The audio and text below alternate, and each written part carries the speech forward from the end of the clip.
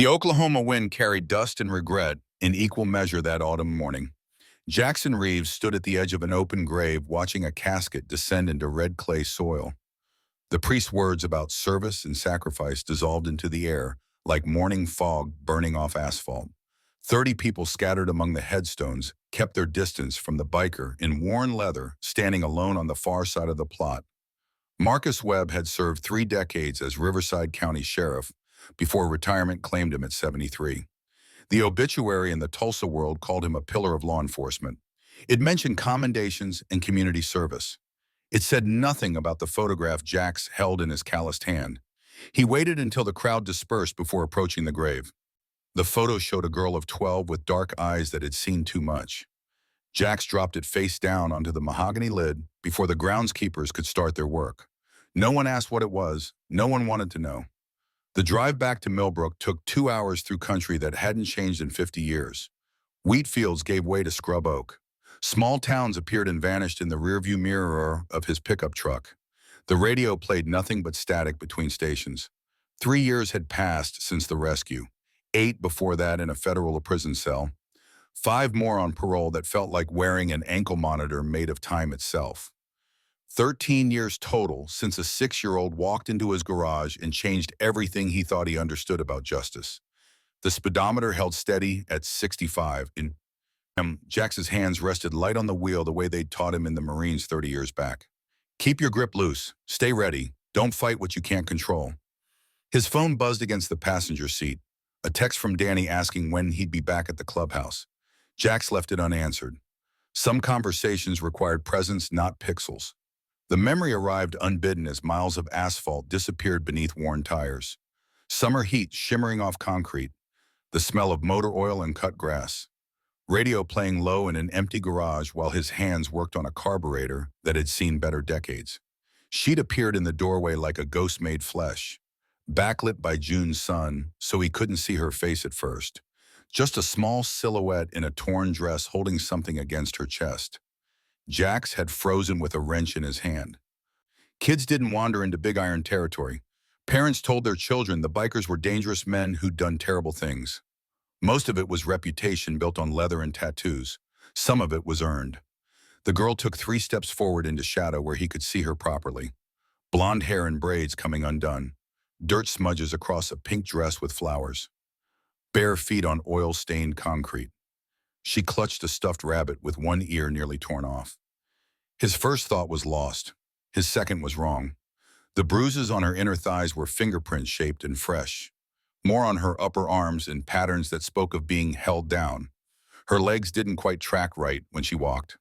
The kind of gait that came from pain in places 6-year-olds shouldn't hurt. Jax had seen plenty in Fallujah that woke him at 3 in the morning for years after. But nothing prepared him for the way this child looked at him with eyes that belonged to someone 3 times her age. He'd set the wrench down carefully, wiped his hands on a rag, crouched low so he wouldn't tower over her. You lost, little one. The girl studied him with that ancient gaze. Are you the bad bikers? Some folks think so. What do you think? Bad people don't fix things. You fix motorcycles. The logic surprised him. That's pretty smart. What's your name? Lily, I need help. Those 3 words carried weight that pressed against his chest like a physical force. He could see it in the way she held herself. The careful positioning that kept pressure off damaged tissue. The trembling that had nothing to do with cold despite the 90-degree heat. I hurt, down there, and my legs won't close right. Jax's stomach dropped through the concrete floor. He'd known before she spoke, known from the bruises and the walk and the age in her eyes. But hearing it made real in her small voice turned knowledge into a stone in his gut that would never fully dissolve. Who hurt you, Lily? Deputy Ethan. But I can't tell. He said he'll hurt Mama if I tell. He said nobody believes bad girls. The rage came then, not hot and explosive like in his younger days. Cold and calculating like mission planning in the desert. The kind that made decisions with consequences measured in decades, not moments. You're not bad, Lily, and I believe you. Her face transformed. The ancient eyes filled with something that might have been hope or might have been the last desperate grasp before drowning. Either way, it was unbearable to witness. The present reasserted itself as Jax took the exit toward Millbrook. Population 8,400. The sign still claimed that number despite half the storefronts on Main Street sitting empty behind dusty windows. Big Iron Motorcycle Club occupied a converted warehouse on the eastern edge where sidewalks gave up and gravel took over. The building's metal siding had faded from red to something between rust and dried blood. A hand-painted sign announced the club's name in letters that could barely be read anymore. 3 bikes sat in the parking lot, down from 6 when Jax went inside 13 years ago, down from 8 before Preacher's lungs gave out. The mathematics of aging made themselves known in empty spaces and missing voices. Danny emerged from the bay door wiping grease from his hands with a rag that might have been white in a previous decade. At 39, he carried responsibility in the set of his shoulders that hadn't been there at 19 when Jax first taught him how to rebuild a carburetor. How was it? Jax killed the engine, like burying a man who spent 30 years protecting the wrong people. Danny nodded, asked what needed to be asked next without words. His eyes moved to the cab of the truck, checking for something Jax might have brought back from the funeral. Just dropped a photo in the grave. Girl named Kayla. First victim anybody knows about. Webb knew about her. Webb gave the deputy who hurt her a clean transfer and a fresh start, then did it 8 more times over 15 years. They moved into the garage where afternoon light cut through gaps in the walls, creating bars of illumination across concrete and chrome. The space smelled like it always had. Motor oil and old leather, and the particular mustiness that came from inadequate ventilation in Oklahoma summers. Marcus Davis worked on a panhead in the corner. At 61, Hammer moved slower than he used to, but with the same methodical precision. He'd been there the night of the rescue, spent 4 months waiting to see if they'd all go down for it. Preacher's empty workbench sat covered with a tarp in the back. No one had touched it since the funeral 2 years prior. Some absences demanded acknowledgement through preservation. Jax grabbed a beer from the cooler that had been in service since the 90s. The metal was dented and the insulation mostly theoretical, but it kept things cool enough. He popped the cap and took a long pull before speaking. Started thinking about it on the drive back. How many kids got hurt because good men convinced themselves predators deserve second chances? Danny set his rag aside. FBI said 47 victims they could verify. Could be more. Could always be more. That's what makes it worse. Every transfer Webb approved. Every reference letter he wrote. Every time he chose protecting his boys over protecting children. The numbers just kept adding up. Hammer straightened from the engine he'd been working on. His hands were stained black from years of mechanical work, and nothing would ever get them fully clean again. Emma says she's bringing my grandson by next week. Kid's 8 now. Can't imagine someone hurting him like that. The thought hung in the air between them. None of them could imagine it. But 47 families hadn't needed to imagine. They lived it while men in positions of authority looked the other way or actively helped cover tracks. Jax moved to the wall where 14 drawings hung in cheap frames. Crayon renderings of a motorcycle and a man with a beard and a small girl with a stuffed rabbit. They chronicled years of healing through evolving artistic skill. The early ones were crude stick figures. The later ones showed perspective and shading. Below them, a graduation photo showed Lily Morrison Roberts at 18 in cap and gown. Beside that, an article clipped from the University of Oklahoma student paper about a social work major with ambitious plans to reform child protective services from the inside. You think she'll actually change anything? Danny's question didn't expect an answer. They all knew systems protected themselves first and people second. But Jax had learned that sometimes one person in the right position at the right moment could shift trajectories in ways that rippled forward through time. She's got 13 years of my life invested in making sure she gets the chance to try. The beer was warm and flat. Jax drank it anyway. Waste was a sin learned young and never fully unlearned. His phone buzzed again. Same question from Danny, now standing 10 feet away, asking when he'd be back. Jax pulled out the device and showed him the screen. Danny's mouth twitched in something that might have been a smile on someone who still remembered how. Could have just asked in person. Wanted to make sure you were actually coming back. You've been distant since the parole ended. The observation was accurate. 5 years of supervised release meant 5 years of staying away from the club. No association with known criminals, even if those criminals were brothers who'd stood beside him when it mattered most.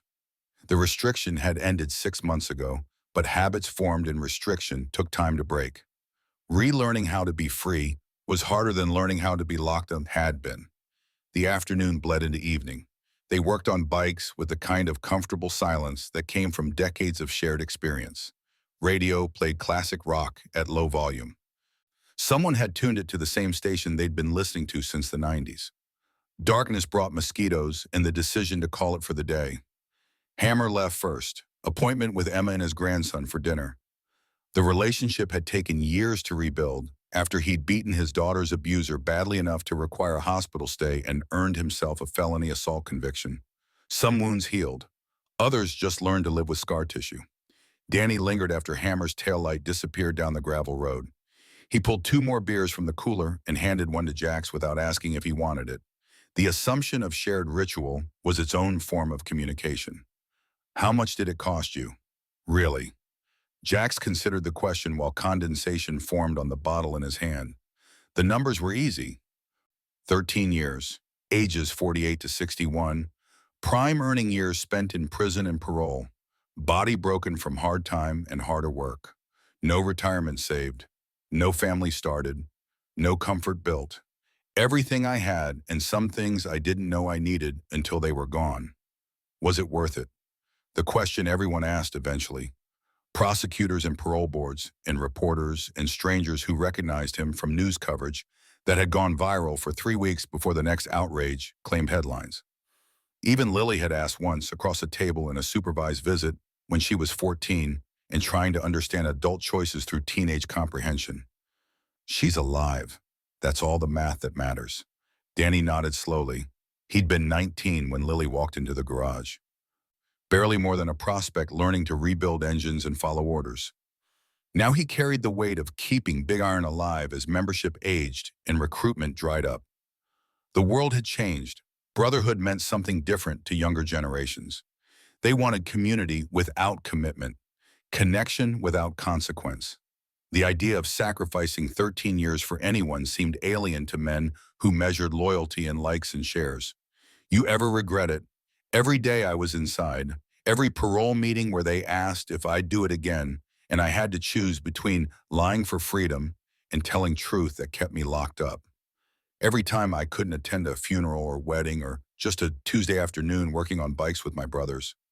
Jax paused, drained the beer, set the empty bottle on a workbench scarred with decades of use. But I never regretted saving her, and I'd pay it all again if the price bought the same result. The conversation ended there. Some things didn't require elaboration. Danny headed for his own bike in the small apartment he rented above a closed pawn shop downtown. Jax watched the taillight disappear before turning back to the empty garage. Lily's drawings caught his eye again. He moved closer, studying the progression. The shaky early attempts at rendering human figures. The gradual improvement as motor skills developed and trauma began its slow recession. The final one showed genuine artistic talent emerging from therapeutic necessity. His phone buzzed, this time from a number he recognized. Karen Roberts, Lily's adoptive mother. The woman who'd taken in a damaged 6-year-old and spent 12 years helping her heal one day at a time. The text was brief. Lily wanted to know if Jax could come to Thanksgiving dinner. She was bringing her boyfriend, wanted Jax to meet him. The request was ordinary, the kind of thing that happened in normal families all the time. But nothing about their situation had ever been normal, and pretending otherwise felt dishonest. Jax typed a response, said he'd be honored, hit send before he could second-guess the decision. The drive to his apartment took 15 minutes through streets he'd known for 3 decades, past the diner where waitresses still served him but never made small talk, past Murphy's Auto Supply where Randy had stopped refusing service but never recovered warmth, past the elementary school where Lily had attended 3rd through 5th grade after the adoption went through. Millbrook wore its history in layers like sediment. You could read the town's decline in shuttered businesses and faded paint. Economic forces had pulled opportunity elsewhere, leaving behind those too stubborn or too poor to follow. The apartment complex had been old when Jax moved in 6 months ago. Now it just looked older. Paint peeled from window frames. Cracked asphalt parking lots sprouted weeds through expanding fissures. His unit was on the 2nd floor facing west, so summer afternoons turned it into an oven. Inside was 800 square feet of basic function. Kitchen with appliances from the 80s. Bathroom with tile that had been white once. Living room with a couch acquired from a thrift store, and a television bought new because even used ones cost almost as much. The walls were bare except for Lily's drawings. He'd made copies before hanging the originals at the clubhouse. These reproductions were taped directly to drywall in chronological order. A visual timeline of healing rendered in crayon and colored pencil and eventually acrylic paint. Jax microwaved a frozen dinner and ate standing at the kitchen counter. The food was terrible but adequate. Nutrition delivered efficiently without requiring thought or effort. He'd learned in prison that meals were fuel first and pleasure distant second, if at all. The television played news coverage he didn't watch while he cleaned his plate in the sink. Force of habit from a time when leaving dishes for later could mean missing count or violating some arbitrary rule that bought you a week in segregation. His phone showed 3 missed calls from a number he didn't recognize. No voicemail. Probably reporters still looking for quotes about Webb's death. The story had made regional news because former sheriff's suicide note had gone viral 3 years ago when family published it. The note itself had been brutal in its honesty. Webb cataloging his failures and the children who'd paid for them, naming names, accepting responsibility without asking forgiveness because he understood some acts live beyond pardon. Jax had respected that much at least. The willingness to name what he'd done and refuse to hide behind institutional loyalty or plausible deniability. Webb had protected predators, 47 verified victims, with probably more never identified. And when he finally understood the full weight of that choice, he'd removed himself from a world he'd made worse by being in it. The math was complicated. Webb had been a good cop by most measures, solved murders, put away rapists and thieves, served his community with dedication that earned commendations and respect. But he'd also given 9 predators second chances that became hunting licenses. And in the final accounting, those 9 had mattered more than everything else combined. Jack sat on the thrift store couch and let exhaustion pull him toward sleep. His body ached in ways it hadn't at 40. Prison aged you fast, and work afterward kept the process accelerating.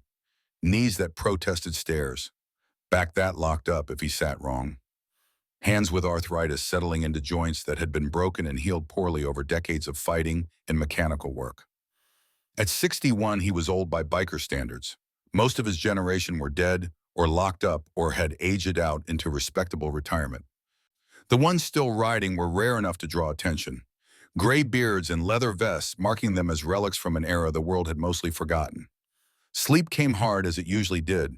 His mind wouldn't settle. Thoughts circled back to the funeral and Webb's grave and the photograph of Kayla Hastings, who'd been 12 when her childhood ended at the hands of a deputy sheriff who should have protected her. That had been 8 years before Lily. 8 years of additional victims because Webb had chosen loyalty over justice. Because he'd believed in second chances and rehabilitation for men who'd proven themselves irredeemable through actions that destroyed children.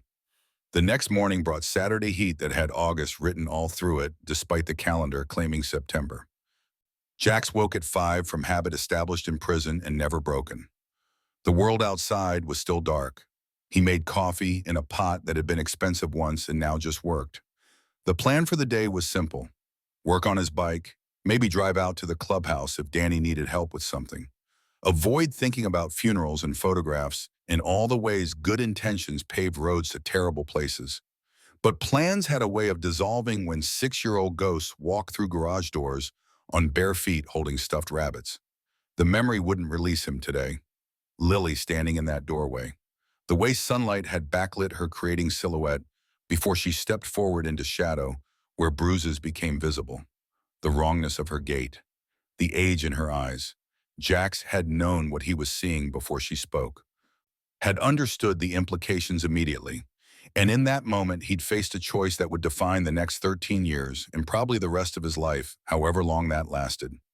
He could send her away, tell her to go home and talk to her mother, call the authorities through proper channels, do everything by the book and trust the system to protect her.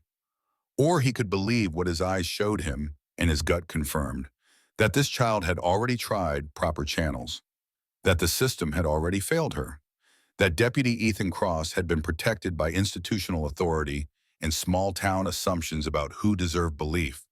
The coffee was strong enough to strip paint. Jax drank it black while standing at the kitchen window, watching dawn paint the sky in shades of amber and rust. Somewhere out there, Lily Morrison Roberts was probably still asleep in a dorm room at University of Oklahoma, probably dreaming dreams that didn't wake her screaming anymore. 13 years of his life for her chance at normal. The exchange rate seemed reasonable. His phone buzzed with a text from Marcus Davis, Hammer asking if Jax wanted to grab breakfast at the diner before heading to the clubhouse. The invitation was casual but carried weight. Reintegration into brotherhood happened in small gestures and shared meals. Jax texted back affirmative. 20 minutes to shower and dress. The routine was familiar. Jeans worn soft from years of use. T-shirt with a logo from a motorcycle rally that had happened before Lily was born. Leather vest with big iron patches marking him as member and officer. The vest had waited in a storage unit through 8 years of prison and 5 of parole. Putting it on again 6 months ago had felt like reclaiming skin that had been borrowed by someone else. The diner occupied a building that predated air conditioning. Ceiling fans moved humid air in lazy circles. Vinyl booths held memories of decades of coffee and gossip.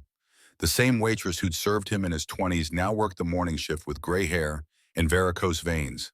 She didn't smile when she poured coffee, but she poured it. Progress came in small increments.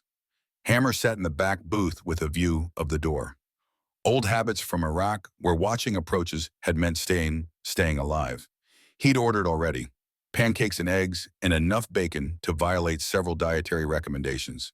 Jax slid into the opposite side. Accepted coffee from the waitress, whose name he'd never learned despite 30 years of occasional service. Emma's bringing Tyler by the clubhouse this afternoon. Thought you might want to meet him. The invitation surprised him. Hammer had been cautious about mixing his MC life with his family life. The separation made sense given history. Given that the last time he tried to protect his daughter, it had cost him 2 years inside and nearly cost him her forever. I'd like that. They ate in comfortable silence, broken only by the scrape of forks on plates and the distant murmur of other conversations. The food was adequate. Hash browns crispy, eggs over easy done properly, toast with butter pooling in the center. Halfway through the meal, Hammer set down his fork and met Jax's eyes with the directness that came from shared combat experience. You think about what happens next, after Thanksgiving, after meeting boyfriends and playing nice with families. The question touched on something Jax had been avoiding. He was 61 with no prospects beyond minimum wage mechanical work. Body breaking down, no retirement saved, Social Security years away and inadequate when it arrived. The math of old age without resources was brutal in its simplicity. Haven't thought much past next month. Might want to start. We're not getting younger and this life doesn't come with pensions. The observation was accurate and uncomfortable. Bikers aged poorly, too much hard living and insufficient planning. Most ended up working until bodies gave out entirely. Then came dependence on family or charity or state services designed to warehouse the elderly poor until death released budgets for the next desperate case. Jax pushed eggs around his plate. The diner's fluorescent lights hummed overhead with a particular frequency that signaled aging ballasts.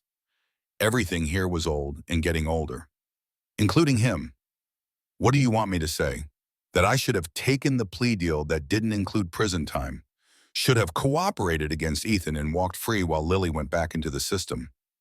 Hammer held up a hand. Not saying that. Never saying that. You did right thing and paid hard price for it. I'm asking what comes after. When you're 70 and can't work anymore. When the body gives out completely. The future stretched ahead like highway disappearing into heat shimmer. Uncertain and probably uncomfortable. Jax had never been good at planning beyond the next mission. The Marines had broken him of long-term thinking, and prison had finished the job. I'll figure it out when I get there. Hammer nodded slowly, started to say something else, then stopped. Some conversations didn't have conclusions, just acknowledgments that problems existed without solutions. They finished eating, split the check despite Hammer's protest, left a tip that was probably too generous but felt necessary. The waitress collected plates without comment or thanks. Another interaction in a town that remembered but didn't forgive. The clubhouse was 15 minutes away. They rode separately. Jax on his panhead that had been old when he bought it in the 90s and was now approaching classic status through pure survival.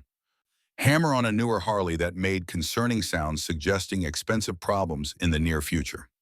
Danny was already there working on the electrical system of a Sportster that belonged to a guy who paid in cash and asked no questions when the work took longer than estimated. The informal economy of mechanical repair kept the club solvent, if not prosperous. Tyler Morrison arrived with his grandmother an hour later. 8 years old with the kind of energy that came from youth and good nutrition. He bounded into the garage like it was an adventure destination instead of a warehouse full of old men and older motorcycles. Hammer introduced his grandson with obvious pride. The boy shook hands with solemn formality that someone had taught him. Probably Emma trying to instill manners that would carry him through a world that judged character by superficial compliance.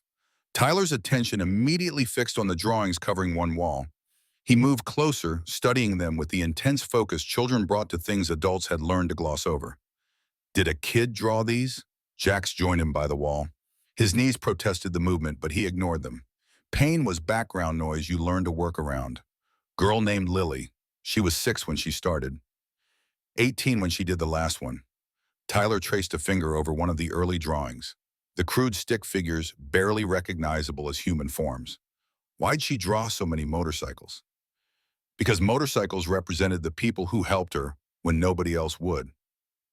The answer was too complex for 8-year-old comprehension, but Tyler seemed to sense the weight behind it. He nodded seriously and moved to the next drawing in the sequence.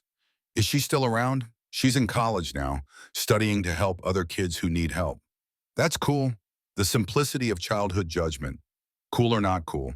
Binary assessment of worth without the complications adults layered onto every interaction. Emma appeared in the doorway. At 43, she carried herself with the careful composure of someone who'd learned to manage anxiety through rigid self-control. Her relationship with her father had taken years to rebuild and remained fragile in ways neither acknowledged directly. Tyler, we need to go. Your dad's expecting us for dinner. The boy protested with the universal whine of children being pulled away from interesting discoveries. Emma remained firm. Boundaries established through consistency, not volume. Hammer walked them to the car. Jax watched through the bay door as grandfather hugged grandson with the kind of careful affection that came from fearing rejection. Tyler returned the embrace unself-consciously. 8 was still young enough for physical affection to feel normal. Emma drove away with Tyler waving through the rear window until the car turned onto the main road and disappeared behind trees. Hammer returned to the garage moving slower than when he'd left it. The interaction had cost him something emotionally. Jax recognized the signs from his own encounters with Lily. The fear that each meeting might be the last. That fragile connections could snap without warning, leaving only absence. He's a good kid, takes after his mother. The compliment landed with weight Hammer felt visibly. His shoulders straightened slightly. Pride mixed with regret for years lost to poor choices and worse consequences. Danny killed the radio that had been playing background music nobody was listening to. The silence felt purposeful. 3 men in a garage with motorcycles in various states of disassembly. The kind of scene that had played out here for 30 years, with only the specific individuals changing. Been thinking about Webb's funeral, about what you said regarding second chances. Jax waited. Danny didn't speak without purpose. How many of us would be here if someone hadn't given us second chances? You got arrested for that bar fight. Hammer did 2 years for assault. I've got a record from my 20s. We've all got past that decent people would say disqualify us from polite society. The observation was accurate. Big Iron had always attracted men with histories, veterans who came back wrong, workers displaced by economic forces beyond their control, anyone who didn't quite fit in respectable frameworks. Difference is we didn't rape children. We made mistakes, got in fights, did stupid things, but there's a line between that and what Ethan Cross did. Danny nodded. I know. I'm just saying, the math isn't as simple as bad people don't deserve chances. It's about what they did and whether they can actually change. Jax moved to his workbench, started organizing tools that didn't need organizing. The motion gave his hands something to do while his mind worked through complications he'd been avoiding. Webb believed predators could rehabilitate. He was wrong, but the belief came from somewhere, from seeing people turn their lives around, from wanting to believe in redemption. So where's the line? How do you know who deserves a second chance and who's just going to hurt more people? The question had no good answer. Jax had spent years thinking about it in a cell where time moved like cold honey, had discussed it with other inmates, with guards, with himself during hours when sleep wouldn't come, and darkness made honest examination unavoidable. You look at the nature of the harm. Theft can be about desperation, assault can be about poor impulse control, but predators who target children, that's not a mistake. That's calculated evil that knows what it's doing and chooses to do it anyway. Danny absorbed this, started to respond, stopped when headlights swept across the garage entrance. The vehicle was a sedan with government plates. Two people emerged, man and woman in business casual that marked them as federal employees who'd learned to dress down for field work without quite managing casual. The woman approached first, mid-30s with the kind of purposeful stride that came from authority backed by institutional weight. She pulled credentials from her jacket and held them at comfortable reading distance. Special Agent Lauren Kim, FBI. This is Special Agent Michael Torres. We'd like to speak with Jackson Reeves. Jack set down the wrench he'd been holding, wiped his hands on a rag that redistributed grease more than removed it. I'm Reeves. We're investigating the circumstances surrounding Sheriff Marcus Webb's death, specifically allegations in his suicide note regarding multiple transfers of deputies with abuse complaints. Your name appears in our files related to the Ethan Cross case. The Ethan Cross case. As if 13 years of his life could be reduced to a file number in case designation. What do you need from me? Agent Kim glanced at Danny and Hammer. The unspoken request was clear. This conversation would happen with or without audience, but preference was for privacy. Danny caught Jax's eye, got a nod. He and Hammer moved toward the far end of the garage, giving space while remaining technical at present.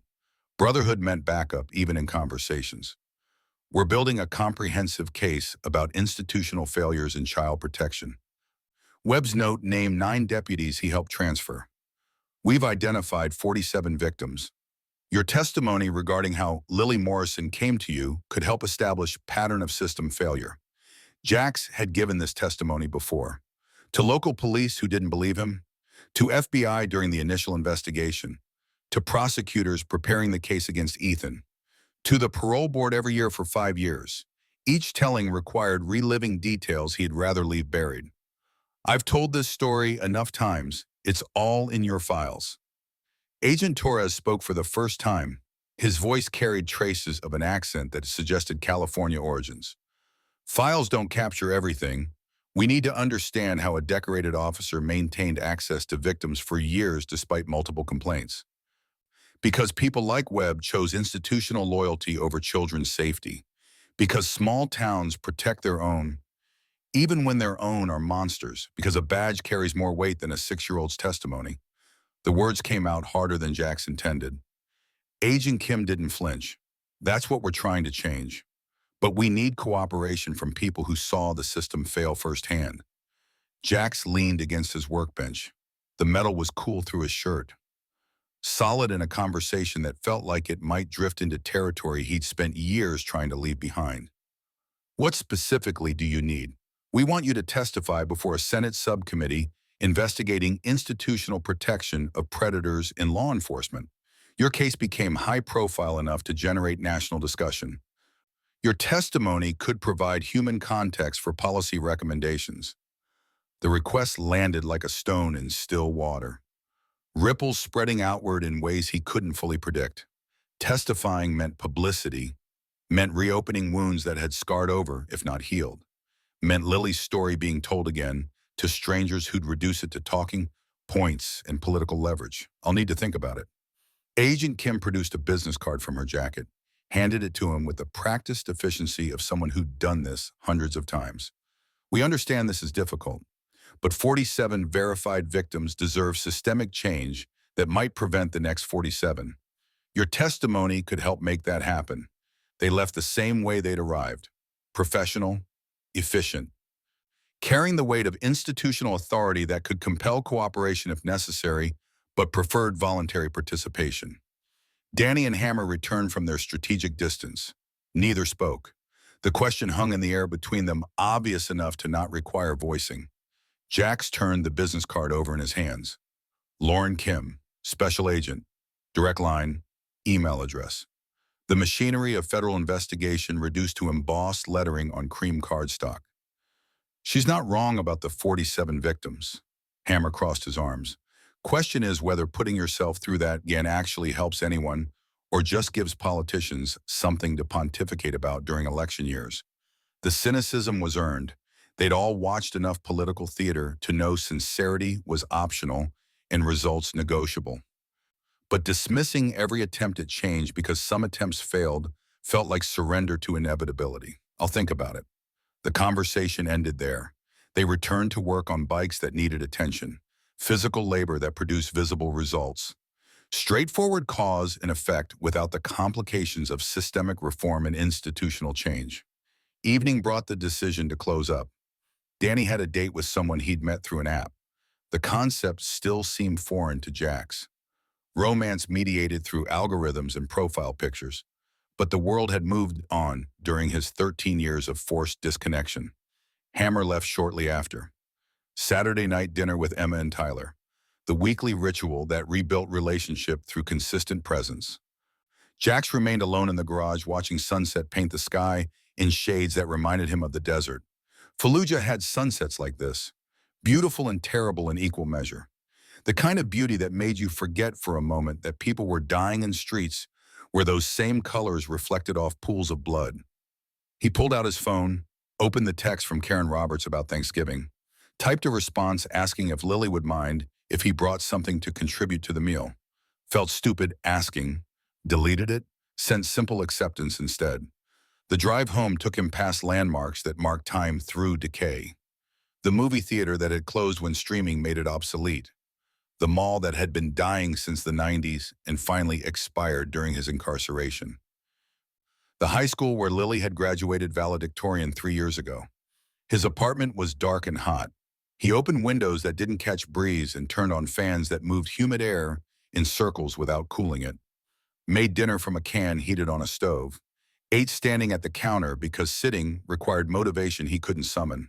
The drawings on his wall caught his eye. 14 reproductions chronicling 12 years of healing. He'd watched Lily create most of these during supervised visits, watched her artistic skill develop alongside psychological recovery, watched ancient eyes gradually remember how to look young. His phone buzzed.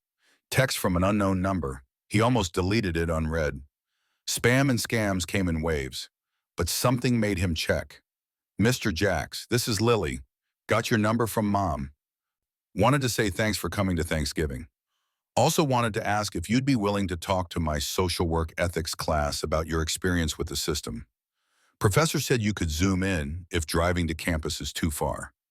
No pressure, just thought it might help students understand real-world implications of policy. The request was unexpected and complicated. Speaking to college students about the worst moments of his life, about decisions that had cost him 13 years, about a system that failed so completely, one man breaking multiple laws was the only path to keeping a child alive. But Lily was asking, and in the 13 years since that June afternoon when she'd walked into his garage on bare feet, he'd never been able to tell her no when it mattered. He typed a response, said he'd be honored. Hit send before doubt could intervene. Her reply came immediately, 3 words and an emoji. Thank you, heart. The simple expression of gratitude carried weight that pressed against his chest. Lily had thanked him before. At the hospital before they took her into foster care. During supervised visits when she was learning to process trauma. At her graduation when she'd hugged him in front of 200 people who'd come to watch her succeed. But this felt different. Adult recognition of childhood salvation. Understanding deepened by years in education and perspective that only time could provide. Jack set his phone on the counter, moved to the window, watched the street below where sparse traffic moved between destinations. Saturday night in a town that had forgotten how to be young. Somewhere in a dorm room or apartment, Lily was probably studying, probably preparing for classes that would teach her theories she'd already learned through experience, probably thinking about a future where she'd help children the system failed the way it had failed her. And somewhere in Texarkana Federal Correctional Institution, Ethan Cross was dying by inches in protective custody. 7 consecutive life sentences. No possibility of parole. No future beyond concrete and steel. And the knowledge that every prisoner with access to him wanted him dead. The mathematics of justice were complicated. Ethan would die in prison. Webb had died by his own hand. Chief Hayes had lasted 4 years before a heart attack took him. Dispatcher Diane Martinez served 6 and got out to a life where her own children wouldn't speak to her. But 47 victims still lived with what had been done to them. Some thrived like Lily, some struggled. 7 had died by suicide or overdose. The final accounting remained incomplete and probably always would. Jax pulled Agent Kim's business card from his pocket, studied it in the dim light of his apartment. Senate testimony, national platform, chance to influence policy that might protect children decades from now, or political theater that accomplished nothing beyond reopening wounds for public consumption. The decision felt heavier than it should. He'd faced enemy fire in Fallujah, spent 8 years in federal prison, survived 5 more on parole. But the thought of sitting before cameras and politicians talking about Lily's bruises and the system's failures made his hands shake. He set the card on the counter beside his phone. Tomorrow's problem. Tonight he just needed to get through another evening alone with memories that wouldn't settle and a future that refused to take shape. Sleep came eventually, restless and fragmentary. Dreams that mixed desert sand with Oklahoma clay. Faces of men he'd killed in combat blending with faces of men who'd killed children in suburbs. Lily's voice asking for help echoing across years and distance. He woke at 3, couldn't fall back to sleep. Made coffee and sat in darkness, waiting for dawn. The sun rose on Sunday with heat that promised afternoon storms. Jack showered and dressed, no plans beyond existing through hours until Monday brought work at the garage. His phone showed a missed call from Margaret Sullivan, his lawyer from 13 years ago who'd built the necessity defense that ultimately kept him from serving the full 27-year exposure. She'd gone on to make partner at a firm in Oklahoma City, still took his calls when he needed legal advice about parole requirements or background check complications. He called back, got voicemail, left message saying he'd received FBI contact about Senate testimony and wanted her opinion on risks versus benefits. The rest of the day dissolved into routine maintenance, laundry and machines that barely agitated, grocery shopping at a store that had replaced the one he remembered. Everything familiar but shifted slightly, like returning to a childhood home and finding furniture rearranged. Monday brought work. The garage where he'd been employed for 6 months occupied a strip mall between a dollar store and a closed dry cleaner. His boss was a Vietnam vet named Carl, who'd hired him to knowing that his record because Carl had one too. The work was simple. Oil changes, brake jobs, replacing parts on vehicles held together by hope and inadequate maintenance budgets. It paid $14 an hour, enough for rent and food and little else. Carl appeared mid-morning with coffee and a question about whether Jax could work overtime Thursday. Someone had called in sick and they had more jobs than mechanics. Jax said yes. Overtime meant time and a half. Every extra hour pushed back the date when age would make work impossible and finances would become existential crisis. Lunch was a sandwich from a convenience store eaten standing beside his toolbox. Quick fueling between jobs.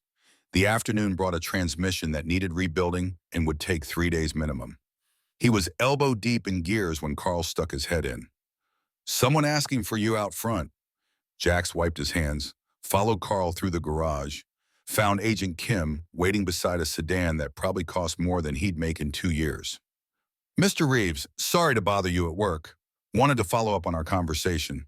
The apology felt pro forma, but he accepted it with a nod. Customers in the waiting area tried not to stare at the obvious federal agent in their neighborhood garage. I talked to my lawyer, still waiting to hear back. Understood. But there's a time element. Senate subcommittee meets in 3 weeks. We need confirmed witnesses by end of week to finalize the schedule. 3 weeks. Not enough time to prepare emotionally. Too much time to dread inevitability. What exactly would the testimony involve? Agent Kim pulled a folder from her vehicle, handed it to him. Inside were documents outlining format and expected questions. Panel of senators, C-SPAN coverage, written testimony submitted in advance, verbal Q&A following. Your testimony would focus on system failures that allowed Ethan Cross to continue victimizing children despite multiple red flags. We'd also cover Webb's role in facilitating transfers and the broader pattern of institutional protection. Everything Jax wanted to forget formatted for political consumption. I'll give you an answer by Wednesday. Agent Kim nodded, handed him another business card even though he still had the first one. Insurance against loss or forgetfulness. Federal thoroughness applied to recruiting witnesses. She drove away. Jax returned to the transmission rebuild, hands moving through familiar motions while his mind circled questions without answers. That evening brought a call from Margaret Sullivan. Her voice carried the brisk efficiency of a lawyer billing by the 6-minute increment, but making time because history mattered. Senate testimony is low risk legally. You're not being investigated. You're being asked to provide expert perspective on systemic failures. Could actually help with employment complications going forward. Shows you're engaged in reform efforts. The practical analysis was helpful, but skirted the emotional cost. Margaret caught the silence. But it's going to be hard, talking about it publicly, having politicians use your experience as talking points. Media coverage that brings everything back. Hard was relative. 13 years had been hard. This was just uncomfortable. I'll probably do it. Margaret paused. When she spoke again, the billing timer in her voice had shut off. This was friend talking, not attorney. Make sure you're doing it for the right reasons. If it's because you think you owe something or because Lily asked, those are complicated motivations. But if you genuinely believe it might help prevent the next 47 victims, that's solid ground. The advice was sound. Jax thanked her, ended the call, sat in his apartment watching the television play programs he wasn't watching. Tuesday brought text from Lily, just checking in, making sure you didn't forget about Thanksgiving. Her boyfriend's name is Michael. He's studying pre-med. Little nervous about you meeting him, but excited too. The casual disclosure of nervousness made Jack smile. The idea that meeting a 61-year-old biker who'd served time for kidnapping might make a pre-med student nervous seemed reasonable. He responded that he was looking forward to it, asked what he should bring. She suggested nothing, but if he insisted, maybe rolls from the bakery on Oak Street. The exchange was ordinary, the kind of thing that happened in families all the time. But nothing about their relationship had ever been ordinary, and the normalcy felt like gift and burden simultaneously. Wednesday morning, Jax called Agent Kim. Left voicemail saying he'd testify. The decision felt inevitable. Lily had asked him to speak to her class. The FBI had asked him to speak to senators. Both requests aimed at the same goal: making systems better so fewer children fell through gaps. Agent Kim called back within an hour, relief evident in her voice. Logistics followed. Travel arrangements, hotel accommodation, per diem. All the machinery of federal bureaucracy mobilized to get him to Washington, D.C. in 3 weeks. He hung up feeling like he'd committed to something larger than he understood. The weight of institutional attention pressing down. Cameras and questions and strangers judging choices made in moments of crisis. But Lily had walked 2 miles on bare feet because nobody else would help her. The least he could do was sit in an uncomfortable chair and answer questions from people who'd never faced that kind of failure.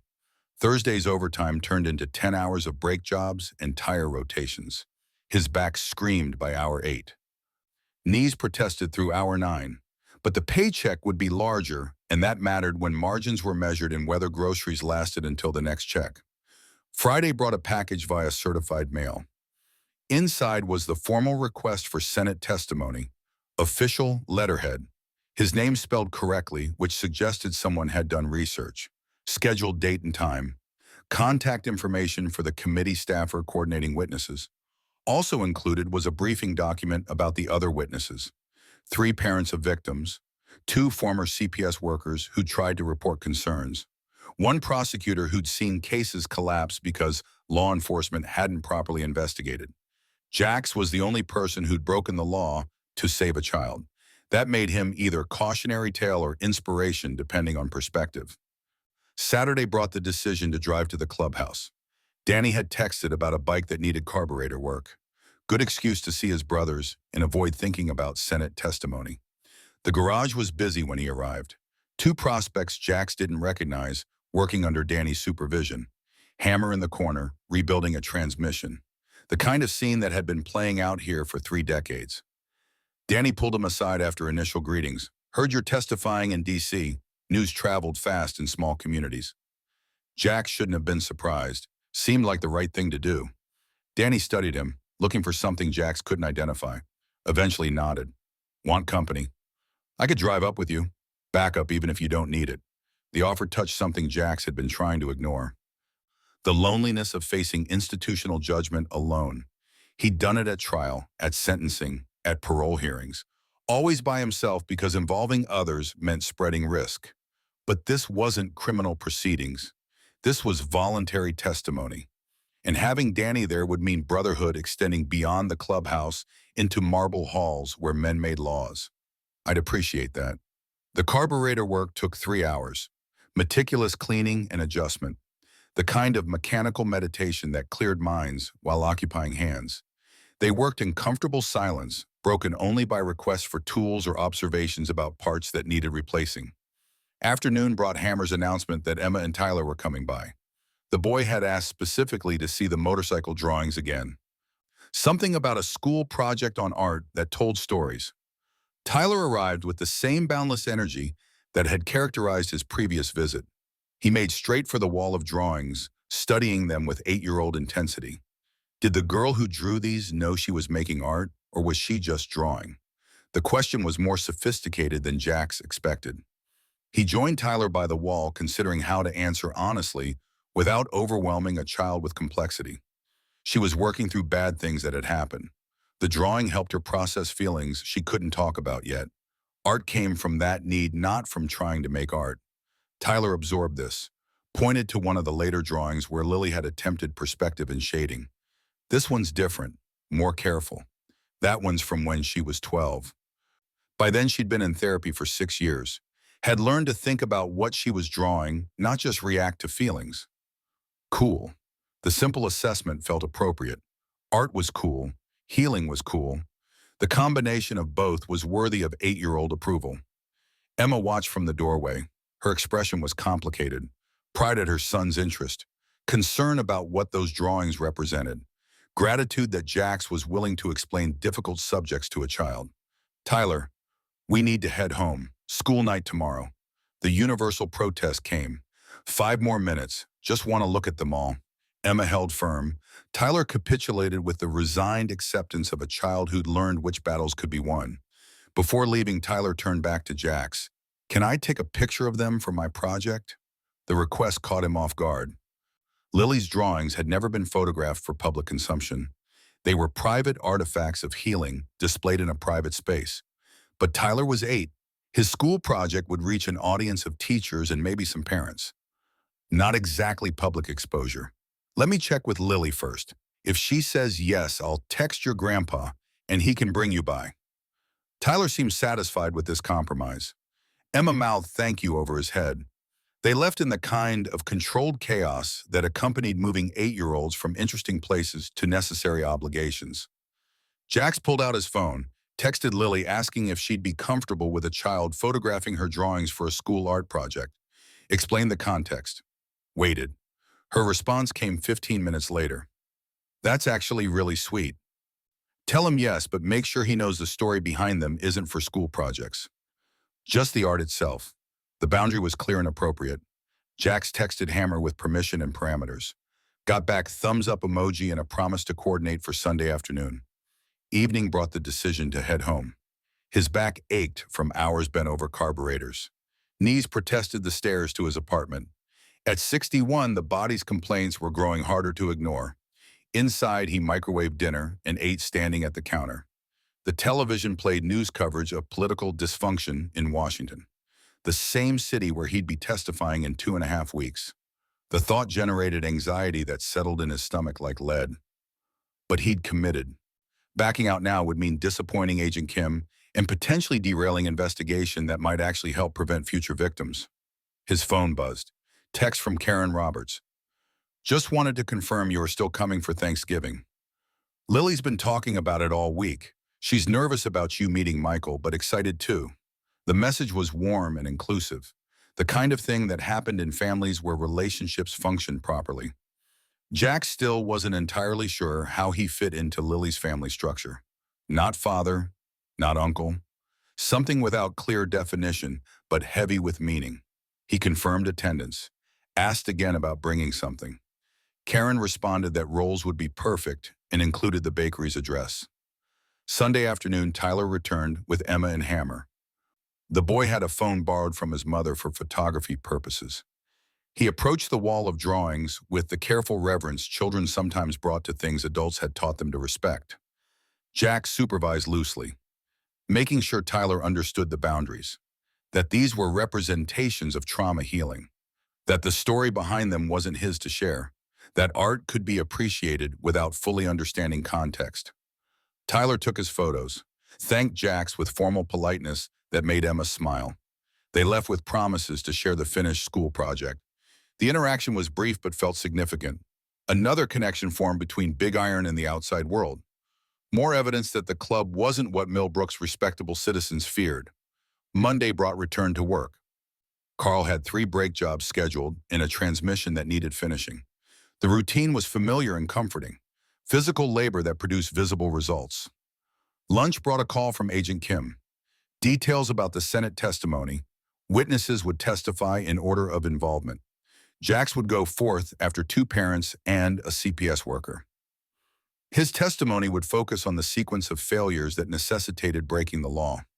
She walked him through likely questions. How he tried proper channels first. Why he believed the system had failed Lily. What changes he thought could prevent similar situations. Whether he regretted breaking the law. That last question would be complicated. No and yes simultaneously. No regret for saving Lily, but yes, regret that saving her required destroying his own life. Agent Kim seemed to understand the complexity. Just be honest, the committee isn't trying to trap you. They want to understand what drove a man with no criminal history to commit federal crimes. The Tuesday before Thanksgiving brought final preparations for the trip to Washington. Jax had never been to D.C., never had reason to engage with federal government beyond Marine Corps service 30 years prior. Danny confirmed he'd drive. They'd leave Sunday morning, give themselves a day to acclimate before Wednesday testimony, return Thursday so Jax could make Thanksgiving dinner Friday. The logistics were straightforward. The emotional weight was less manageable. Wednesday evening brought a call from Lily. Just wanted to hear your voice before Thanksgiving. Make sure you're doing okay. Her concern was touching. Role reversal from the 6-year-old who'd needed him to the 23-year-old checking on his well-being. I'm fine. Little nervous about meeting Michael. Lily laughed. He's more nervous about meeting you. I may have mentioned you served time for rescuing me from a predator. He's very aware that you're capable of decisive action. The warning was probably helpful. Pre-med students didn't usually socialize with bikers who'd done federal time. They talked for 20 minutes about nothing important. Her classes, his work, weather forecasts for Thanksgiving, the comfortable drift of people who cared about each other checking in. After hanging up, Jack sat in his apartment, watching sunset through dirty windows. 3 days until he'd meet Lily's boyfriend. 4 days until he'd testify before senators. The convergence of ordinary family moments and extraordinary institutional engagement felt surreal. He went to bed early. Sleep came easier than expected. Dreams were fragmentary, but not nightmares. Progress in its own way. Thursday brought light work. Carl was closing early for the holiday. Jax finished an oil change and brake job by 2. Headed home to apartment that felt emptier, knowing he'd be in Washington most of next week. Friday morning, he drove to the bakery on Oak Street, ordered 2 dozen rolls for pickup on Thanksgiving morning. The woman behind the counter recognized him. Her smile was cautious but present, small victories in a town that remembered. The rest of the day dissolved into preparation he didn't know how to make. Senate testimony required clothes better than his usual jeans and t-shirt. He owned one suit bought for parole hearings. It still fit, though the fit emphasized how thin he'd become. Saturday brought motorcycle maintenance, oil change and chain adjustment, the kind of meditative work that cleared his head before stressful events. Sunday morning, Danny arrived at 6. They loaded minimal luggage into his truck and headed east. 17 hours to Washington, D.C. They drive in shifts, stop for food and gas, arrive late evening and crash at the hotel the FBI had arranged. The highway stretched ahead, promising distance from everything familiar. Jax watched Oklahoma fade in the side mirror, the landscape of his entire life disappearing behind them as they drove toward marble buildings where men made decisions affecting millions. Somewhere ahead was Wednesday testimony, questions without good answers, cameras recording every word. After that was Friday dinner with Lily and her family, two different worlds requiring two different versions of himself. The truck's engine hummed its steady rhythm, radio played classic rock neither of them listened to. Miles accumulated on the odometer, and Jax tried not to think about how 13 years ago he'd made one decision that had led inexorably to this moment. A 6-year-old girl walking into a garage on bare feet. 3 words that changed everything. I need help. Everything after had flowed from that moment. The rescue, the arrest, the trial, the 13 years lost, and now this. Driving toward the nation's capital to explain why sometimes doing right required breaking every rule that existed. The sun climbed higher, the highway unreeled beneath tires. Danny drove with the casual competence of someone who'd logged 1,000,000 miles. Jax watched America scroll past the window. Farmland giving way to suburbs, giving way to cities. By evening, they'd crossed into Tennessee, stopped for dinner at a truck stop where the coffee was terrible and the pie was worse, but the portions were honest. Stretched legs in the parking lot where semis idled, and travelers moved with the glazed exhaustion of people going somewhere they'd rather not. Danny took over driving as darkness fell. Jax watched the highway's centerline unreal in headlights. His thoughts drifted to what waited at journey's end. Senators and questions, Lily and family. 2 futures converging in ways he couldn't predict. Sleep came in the passenger seat somewhere in Virginia. Fitful rest interrupted by road noise and the occasional jolt of rough pavement. He woke as they pulled into the hotel parking lot near Capitol Hill. The building was generic business traveler accommodation. Clean and functional without character. They checked in, found their rooms, agreed to meet for breakfast at 7. Jax lay on a bed that wasn't his in a city he didn't know. Tomorrow was Monday. Tuesday would bring final prep with Agent Kim. Wednesday was testimony. 3 days until he'd sit before cameras and explain how a system failed so completely that only crime could correct it. 3 days to prepare words that would justify 13 years lost to making one choice that shouldn't have been necessary. He closed his eyes. Sleep was distant. The ceiling was unfamiliar. But eventually exhaustion won, and he drifted into dreams where desert sand mixed with Oklahoma clay and a small voice asked for help that never stopped echoing. Morning in Washington arrived with humidity that felt personal. Jax woke to unfamiliar sounds of traffic patterns different from Oklahoma's languid rhythms. The hotel room's generic efficiency made remembering where he was require conscious effort. Danny knocked at 6:30. They found breakfast in the lobby where business travelers ate alone, staring at phones. Nobody made eye contact. The coffee was better than truck stop quality, but carried the institutional flavor of bulk brewing. Agent Kim arrived at 8 wearing the same purposeful professionalism she'd shown in Millbrook. She carried a leather folder in the confidence of someone operating on home territory. We'll do prep in the conference room. Go over likely questions. Review your written testimony. Make sure you're comfortable with format. The conference room was windowless and beige. Fluorescent lights hummed at a frequency that suggested maintenance was theoretical. Agent Kim spread documents across a table designed for corporate meetings about quarterly projections. Your testimony is scheduled for 2 p.m. Wednesday. You'll be fourth witness. Each person gets opening statement of 5 to 7 minutes. Then senators ask questions. Usually runs about 40 minutes total per witness. She walked him through the panel. 7 senators, 3 Democrats, 3 Republicans, 1 independent who caucused with Democrats but maintained ideological distance. Their names meant nothing to Jax. Politics had continued without his participation for 13 years. Senator Richardson chairs the committee. Former prosecutor. He'll ask about specific system failures. Senator Morris will push on whether you regret breaking the law. She's tough on crime, but also tough on institutional corruption. Senator Hayes, no relation to your Chief Hayes, will focus on policy recommendations. The briefing continued.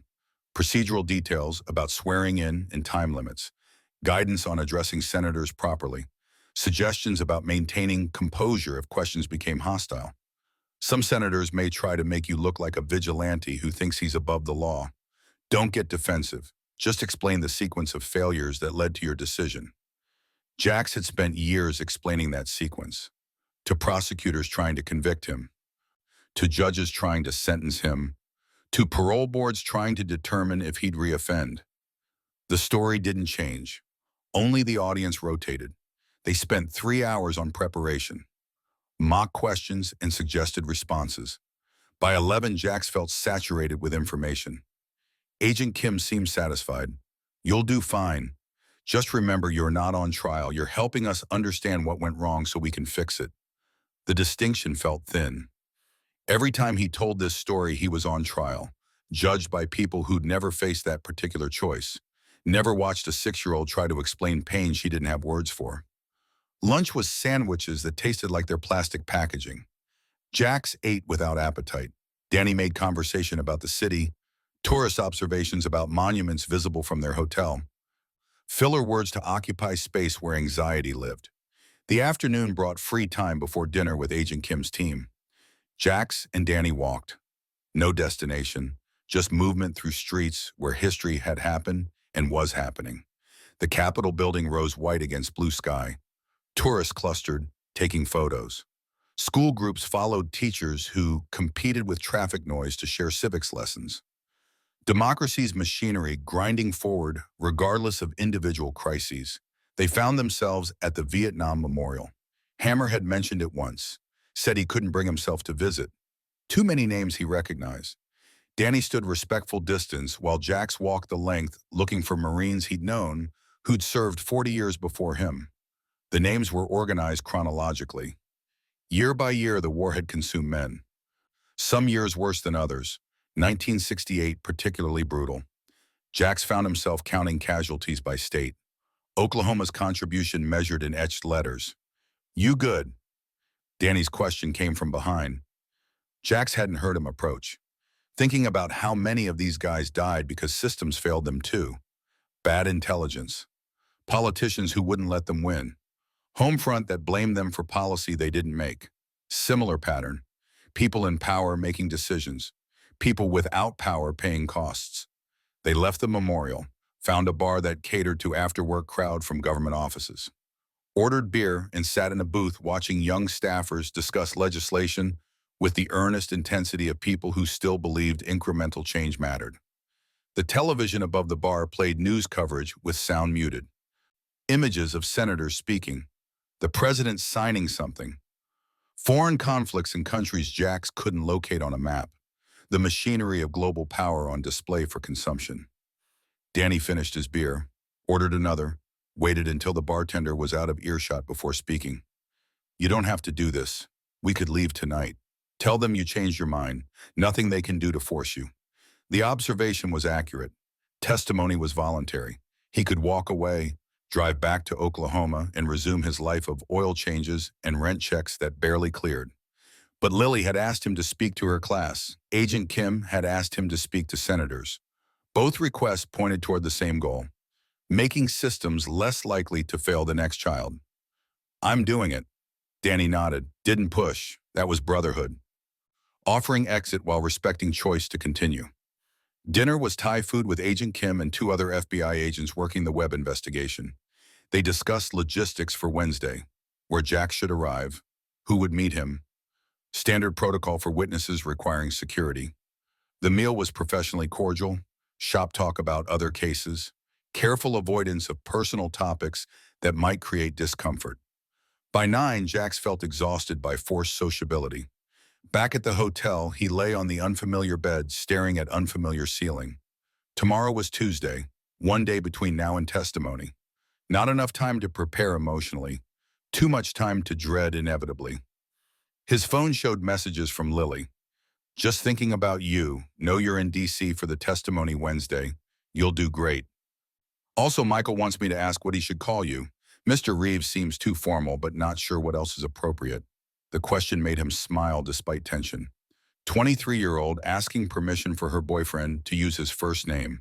Social navigation through relationship categories that had no clear definitions. He texted back, "Jax is fine. Mr. Reeves makes me feel old." Her response was immediate. "You earned the right to be old. See you Friday. Love you." Those last two words sat on the screen carrying weight they'd always carried. Lily had said them first during a supervised visit when she was 9. 3 years into foster care. 3 years into therapy. Old enough to understand what love meant and brave enough to risk offering it. Jax had cried then. Couldn't help it. Had excused himself and stood in the hallway composing himself while a social worker watched through a window to ensure he wasn't fleeing. He'd said it back eventually, after confirming with Karen Roberts that it was appropriate, that expressing affection wouldn't complicate custody or suggest improper attachment. All the institutional paranoia that surrounded men caring about children in modern America. Sleep arrived late and departed early. Morning brought Tuesday's preparation marathon. More mock questioning, more strategy about maintaining composure. Agent Kim was thorough to the point of exhaustion. Lunch was working meal with sandwiches while reviewing other witnesses' testimony. The parents of victims would speak about discovering abuse, about reporting to authorities, about having concerns dismissed because perpetrators wore badges. One mother had recorded her interactions with police. The audio was damning. Officers suggesting her daughter was confused, implying the mother was vindictive following a custody dispute, building narrative that protected a deputy at child's expense. Agent Kim played 30 seconds before Jax asked her to stop. He didn't need to hear more. He'd lived this reality, knew how systems protected authority over innocence. The afternoon brought free time. Danny suggested the Air and Space Museum, something to occupy minds before tomorrow's performance. They spent 2 hours looking at aircraft and spacecraft, engineering marvels that had carried humans beyond atmosphere. Jax found himself drawn to exhibits about Apollo program. Men risking everything to reach impossible destination. Similar calculation to his own, massive risk for uncertain benefit. But someone had to try, or nothing would ever change. Evening brought early dinner and retreat to hotel rooms. Agent Kim texted final logistics. Be at Senate building by noon. Someone would meet him at security. Bring ID, dress professionally, but not like you're pretending to be something you're not. The last instruction was interesting. Permission to present authentically. Jax owned one suit, but bringing it had felt like costume. He settled on clean jeans and a button-down shirt. Respectful but honest about who he was. Danny knocked around 8, brought beer from a convenience store. They sat in Jax's room watching television, neither paid attention to. Companionable silence between brothers who'd learned communication didn't require constant words. You scared? The question was direct. Danny's style. No dancing around discomfort. Terrified. Good. Means you're taking it seriously. They finished the beer. Danny left around 10. Jax tried sleeping, managed a few hours between periods of staring at ceiling, trying not to think about tomorrow. Morning arrived with weight. Wednesday. Testimony day. Jax showered and dressed with mechanical precision. Each action performed to standard without thought. Danny drove them to Capitol Hill. Traffic was worse than previous days. Tourists mixed with staff, mixed with protesters, holding signs about issues Jax didn't recognize. Democracy's daily chaos on full display. Security at the Senate building was thorough. Metal detectors and bag searches. ID verification. Agent Kim had arranged visitor passes that expedited the process slightly. They were directed to a waiting room on the 3rd floor. The other witnesses were already present. 2 mothers who'd lost children to predators, protected by institutional failure.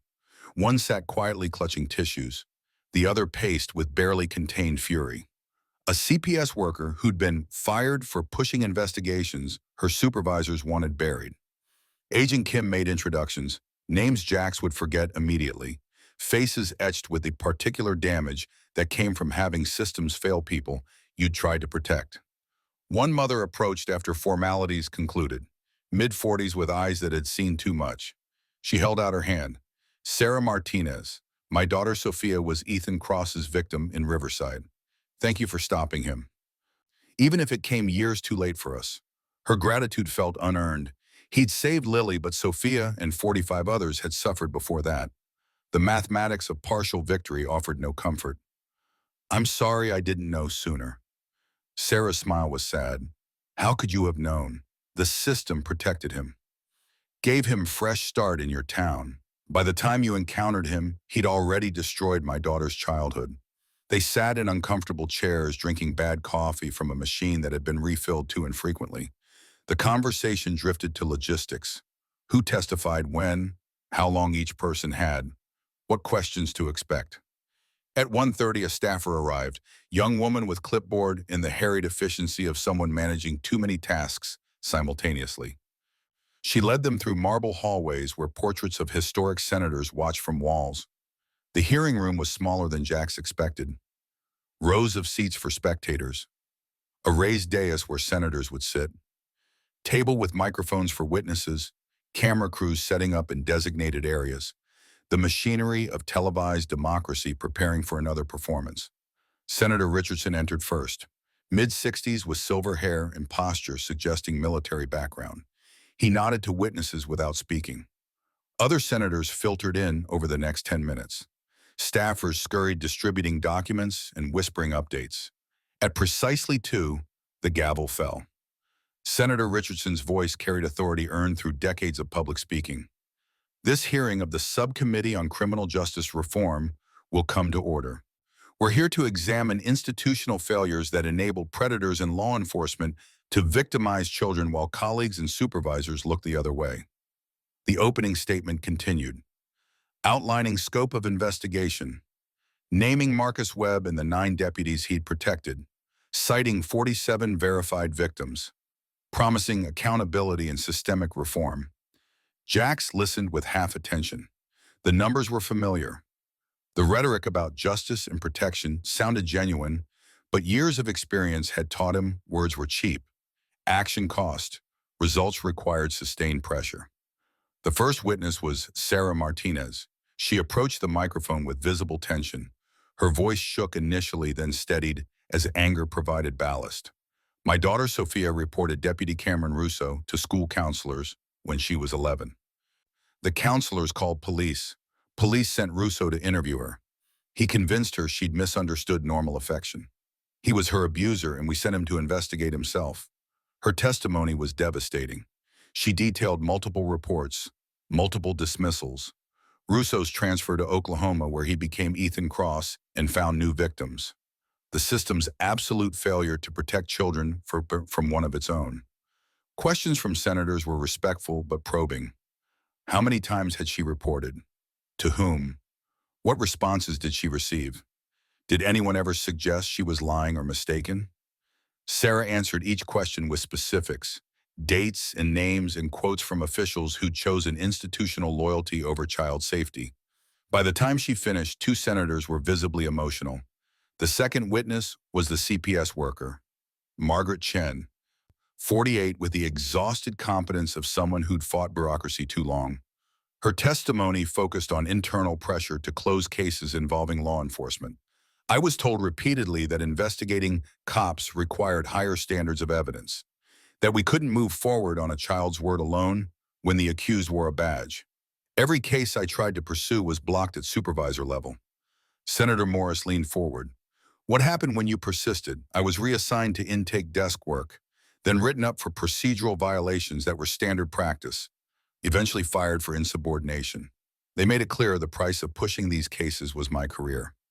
The third witness was another mother, Amy Foster, whose son Noah had been victimized by a deputy in Texas. Her testimony echoed Sarah's. Reports made. Reports dismissed. Transfer approved. Fresh start granted to predator. Then it was Jax's turn. He stood and moved to the witness table. The microphone was closer than expected. Cameras tracked his movement. Senators watched with expressions ranging from sympathy to skepticism. Agent Kim had prepared him for this moment. Opening statement, establishing credibility. Then the sequence of events. Finally, his analysis of system failures. His voice came out steadier than he felt. Marine training providing discipline when emotion threatened control. "My name is Jackson Reeves. I served 8 years in federal prison for kidnapping. I was guilty of that crime. I took a 6-year-old girl from her legal guardian without permission. I violated a restraining order. I broke multiple laws. He paused. Let that reality settle. I did all that because every legal option had failed Lily Morrison. I reported to Child Protective Services and was told they'd assess in 72 hours. I took her to the hospital where a doctor documented evidence of sexual abuse. The police chief dismissed it. I was given a restraining order that prevented me from protecting her while the man abusing her maintained full access. The room was silent. Even cameras seemed to pause their mechanical sounds. One night, Lily called 911. The call was recorded. She begged for help, said Deputy Ethan Cross was hurting her. The dispatcher knew both of them. She marked it as a nightmare and sent no one. I listened to that call, heard a 6-year-old being ignored by the last safety net that should have caught her. Senator Richardson interrupted. What did you do then? I broke into her home at 3 in the morning, found her locked in a bathroom from the outside. She was bleeding. Ethan Cross was passed out drunk in the living room. I took her and drove to the FBI, turned myself in, because saving her life was worth losing my freedom. The silence extended. Jax could feel judgment being calculated by 7 people with power to shape legislation. Could feel cameras transmitting this moment to audiences who'd reduce it to political talking points. Senator Morris spoke next. Her voice was sharp but not hostile. Do you regret breaking the law? The question Agent Kim had prepared him for. The one without good answer. I regret that breaking the law was necessary. I regret that a child had to suffer while systems failed. I regret that the only way to save her was to destroy my own life. But I don't regret saving her. She's alive. She's thriving. She's in college studying social work so she can help other kids the system fails. That's worth everything it cost. Would you do it again under similar circumstances? Jax met her eyes, saw calculation there. This was the trap. Admit he'd break the law again and prove he was unrepentant vigilante. Claim he wouldn't and lie on camera. If I encountered the same situation tomorrow, every legal option exhausted, a child dying by inches while systems protected her abuser. Yes, ma'am, I'd do it again. Because some costs are worth paying. Senator Morris nodded slowly, didn't follow up, had received the answer she needed to make whatever point she'd planned.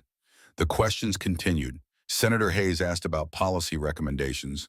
What changes might prevent similar failures? Jax outlined ideas Agent Kim had helped develop. Independent review of closed cases involving law enforcement.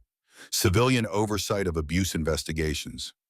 Mandatory recording of all CPS contacts. Senator Richardson asked about his background. Military service. Previous arrests. What had prepared him to make the decision he'd made? Jax answered honestly. Said the Marines had taught him about calculated risk. Prison had taught him about institutional failure. Cage had taught him some things mattered more than personal comfort. 40 minutes passed in compressed time. Questions became repetitive. Senators exhausted their prepared inquiries. Richardson thanked him for his testimony, said his perspective was valuable despite complicated circumstances. Jax returned to the waiting area. Hands were shaking now that adrenaline was fading. Danny appeared with water, didn't speak, just presence offering stability.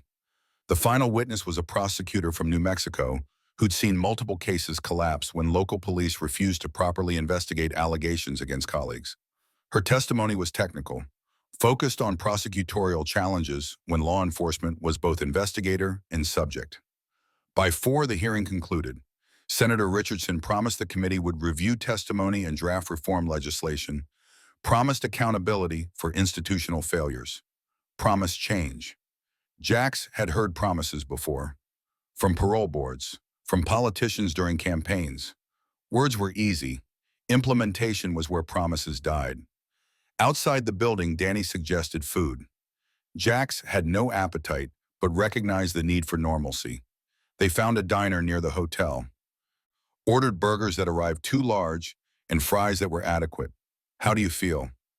Hollow, like I just performed someone else's trauma for entertainment. Danny didn't contradict. Sometimes acknowledgement was better than reassurance. They ate in silence, watching other diners go about ordinary evenings, couples on dates, families with young children navigating menu choices. Normal people living normal lives, unaware that nearby a man was processing, having just explained to senators why he'd committed federal crimes. Jax's phone buzzed. Text from Lily. Watch the live stream. You were amazing. So proud of you. See you tomorrow for Thanksgiving. The message helped, reminder that this had purpose beyond political theater. That speaking truth about system failures might actually help prevent future Lilies from walking into garages on bare feet. Back at the hotel, exhaustion hit completely. Jack showered and collapsed on the bed. Sleep came immediately. Dreamless and deep. Body shut down from emotional overload. Morning brought Thursday, Thanksgiving. They drive back to Oklahoma today. Arrive late evening. Tomorrow was dinner with Lily's family. The return drive was quieter than outbound journey. Jack spent hours watching the landscape reverse. Virginia giving way to Tennessee, giving way to Arkansas. America scrolling past at highway speed. Danny drove most of it, seemed to understand Jack's needed time in his own head, processing testimony and questions in the strange performance of explaining trauma for institutional consumption. They stopped for Boss in Arkansas. Truck stop with the same terrible coffee and worse pie. Jax called Agent Kim to confirm he'd fulfilled his obligation. She thanked him, said his testimony had been exactly what they needed, said media coverage was positive, said this could actually move legislation forward. He thanked her and hung up, believed maybe 30% of what she'd said, hoped that 30% was enough. Evening found them crossing into Oklahoma, familiar landscape after days of displacement. Danny dropped Jax at his apartment complex around 9. Promised to check in over the weekend. Inside was unchanged. Lily's drawings on walls, minimal furniture, the basic infrastructure of existence without excess. Jack set his phone to charge. Checked messages. One from Karen Roberts confirming tomorrow's dinner at 2. One from Margaret Sullivan congratulating him on testimony she'd watched on C-SPAN. One from Hammer saying Emma and Tyler had watched too. Tyler had questions about the drawings. He responded to each briefly, then sat on the thrift store couch in his quiet apartment and let the past 4 days settle into memory. He testified before senators, explained his crimes to the nation, given Lily's story to strangers who'd use it for purposes beyond his control. The cost of that exposure was yet to be determined, but tomorrow he'd have Thanksgiving dinner with her family, meet her boyfriend, pretend for a few hours that their relationship was something close to normal. That would be enough. Morning brought Friday, Thanksgiving. Jack showered and dressed in clothes marginally nicer than as usual. Stopped at the bakery on Oak Street and collected 24 rolls that smelled like childhood nostalgia. The drive to Karen and David Roberts' house took 20 minutes through streets decorated for holidays. Inflatable turkeys and pilgrim displays. The commercial machinery of American tradition on full display. Their home was suburban standard. 2 stories with attached garage. Lawn maintained to neighborhood standards. The kind of place that represented stability and middle-class achievement. Jax parked on the street, gathered the rolls, walked to the front door with butterflies in his stomach that felt absurd for a 61-year-old man who'd survived combat in prison. Karen answered before he knocked. Mid-50s with the warm efficiency of someone who'd spent decades managing family chaos. She took the rolls with genuine gratitude. Lily's in the kitchen. Michael's helping her with sweet potatoes. Fair warning, he's terrified of you. The observation was delivered with humor, but carried truth. Jax had considered how intimidating he must seem. Biker with prison record who'd kidnapped his girlfriend when she was 6. Not exactly Hallmark movie material. Inside smelled like holiday traditions, turkey and stuffing, and pies cooling on counters. The Roberts had 2 other children, foster placements that became permanent, a boy of 12 and girl of 9. They regarded Jax with shy curiosity. Lily emerged from the kitchen wearing an apron and carrying wooden spoon. At 23, she'd grown into someone Jax barely recognized, confident, healthy, no trace of the damaged child who'd appeared in his garage 17 years ago. She hugged him without hesitation, strong and genuine, released him and pulled forward a young man who'd been hovering protectively nearby. Jax, this is Michael. Michael, this is Jax, the man I've told you about. Michael was mid-20s with the earnest intensity of pre-med students everywhere. He extended his hand, Grip firm but not aggressive, meeting eyes despite obvious discomfort. Nice to meet you, sir. Lily's told me everything about what you did, what it cost. I just want you to know I think what you did was incredibly brave. The formality was endearing. Jack shook his hand, tried to project non-threatening energy despite leather vest and visible tattoos. Good to meet you, Michael, and it's just Jax. Sir makes me feel old. Dinner was chaos in the best way. Karen orchestrating timing of multiple dishes, David manning the turkey carving. Children arguing about who got which chair. Lily and Michael working together with the easy synchronization of couples who'd learned each other's rhythms. They gathered around a table that barely fit everyone. David said grace that was mercifully brief. Then food was passed and plates were filled, and conversation flowed around Jax, who felt simultaneously present and displaced. Michael asked careful questions about motorcycles. Safe topic that avoided heavier subjects. Jax answered easily, discussing maintenance and restoration, the mechanical meditation that had sustained him through decades. The 12-year-old boy asked about prison, blunt curiosity without social filters. Karen started to redirect, but Jax interrupted. It's okay. Prison is exactly as bad as you imagine, boring and dangerous simultaneously. But it was consequence of choice I'd make again. Why would you choose to go to prison? The question was innocent, deserved honest answer. Because your sister Lily needed help and nobody else was helping her. Sometimes doing the right thing costs everything, but that doesn't make it less right. The boy absorbed this seriously, nodded like it made sense, returned to his mashed potatoes with the easy acceptance children brought to moral complexity adults struggled with. After dinner, Lily pulled Jax aside. They stood in the backyard where fall had killed the grass and left brown patches. Thank you for testifying. I know it was hard. Worth it if it changes anything.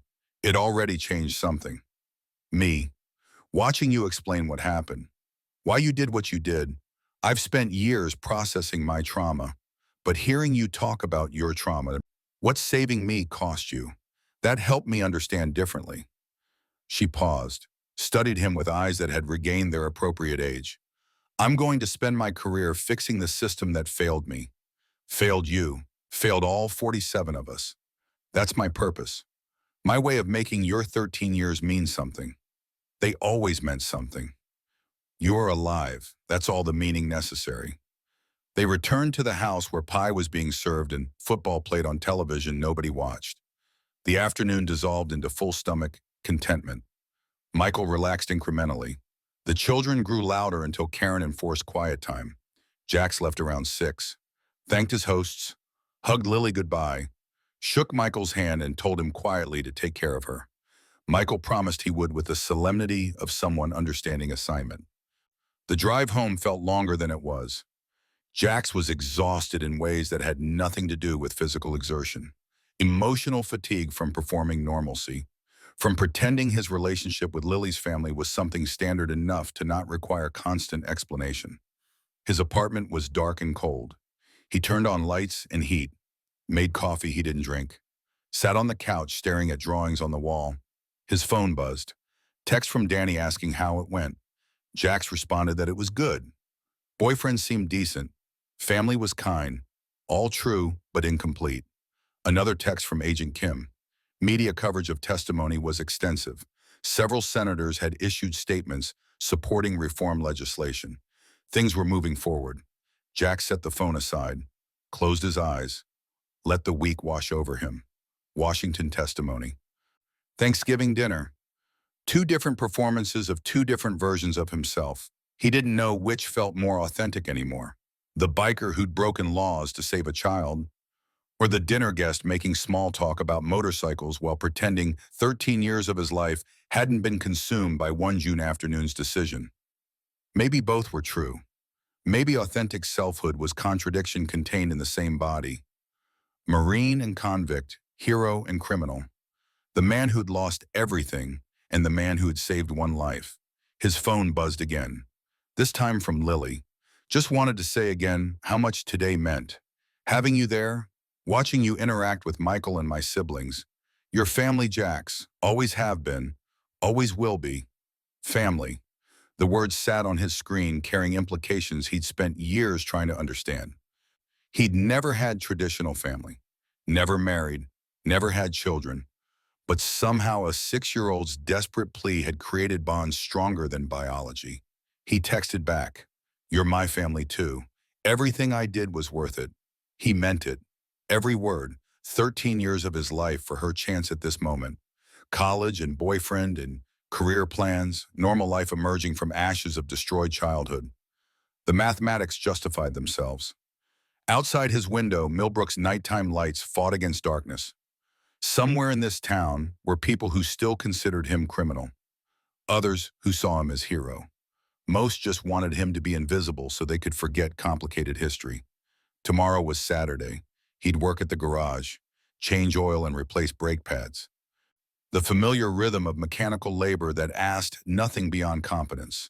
But tonight he sat in his apartment surrounded by evidence of one child's healing and understood that somehow, against all probability, he'd done something that mattered. The cost had been everything. The return was one life saved and maybe a few laws changed and possibly some future children protected, because he'd testified to senators who might actually care. In the economy of meaning, that had to be enough. Winter came to Oklahoma with the slow inevitability of age. Jax woke on the first Saturday of December to frost on windows and joints that protested movement. 61 felt older in cold weather. The body kept ledgers of accumulated damage and presented bills with compound interest. Carl's garage was marginally warmer than outside. The space heaters fought losing battles against drafts that found gaps in metal siding. Jax worked on a transmission rebuild wearing fingerless gloves that allowed precision while preventing frostbite. The television mounted in the corner played morning news. Sound low enough to ignore until Agent Kim's face appeared on screen. Senate hearing footage. Jax's own voice explaining why he'd broken laws to save a child. Carl noticed him watching, turned up the volume without asking. The reporter's voice carried practiced neutrality. Following testimony from multiple witnesses, the Senate Subcommittee on Criminal Justice Reform has advanced the Institutional Accountability for Child Protection Act. If passed, the legislation would require independent review of closed abuse cases involving law enforcement personnel. Senator Richardson appeared in an interview clip. We heard compelling testimony from victims' families and from Jackson Reeves, whose decision to rescue a child cost him 8 years in federal prison. Their courage demands our response. The segment ended, returned to stories about economic indicators and foreign policy. Carl muted the television. Looks like your testimony actually did something. Maybe. Politicians promise a lot. Delivery is different. True enough, they worked in comfortable silence. The transmission required methodical attention. Each gear and synchronizer positioned precisely. Mechanical order emerging from disassembled chaos. Lunch brought a call from Lily. Her voice carried excitement that reminded Jax she was still young enough for optimism. Did you see the news? They're actually moving legislation forward. Senator Richardson's office called. They want me to testify when it comes to floor vote, as a survivor who benefited from your intervention. The request made tactical sense. Lily was articulate and sympathetic. Her success after trauma provided compelling narrative for policy change, but it also meant exposing her again to public scrutiny. What do you think about that? I think it's important. If my story helps change systems that failed me, that's worth the discomfort. Besides, you testified, I can too. Her logic was sound even if Jax wished she didn't have to make that calculation. Some burdens couldn't be carried by others, no matter how much you wanted to spare them.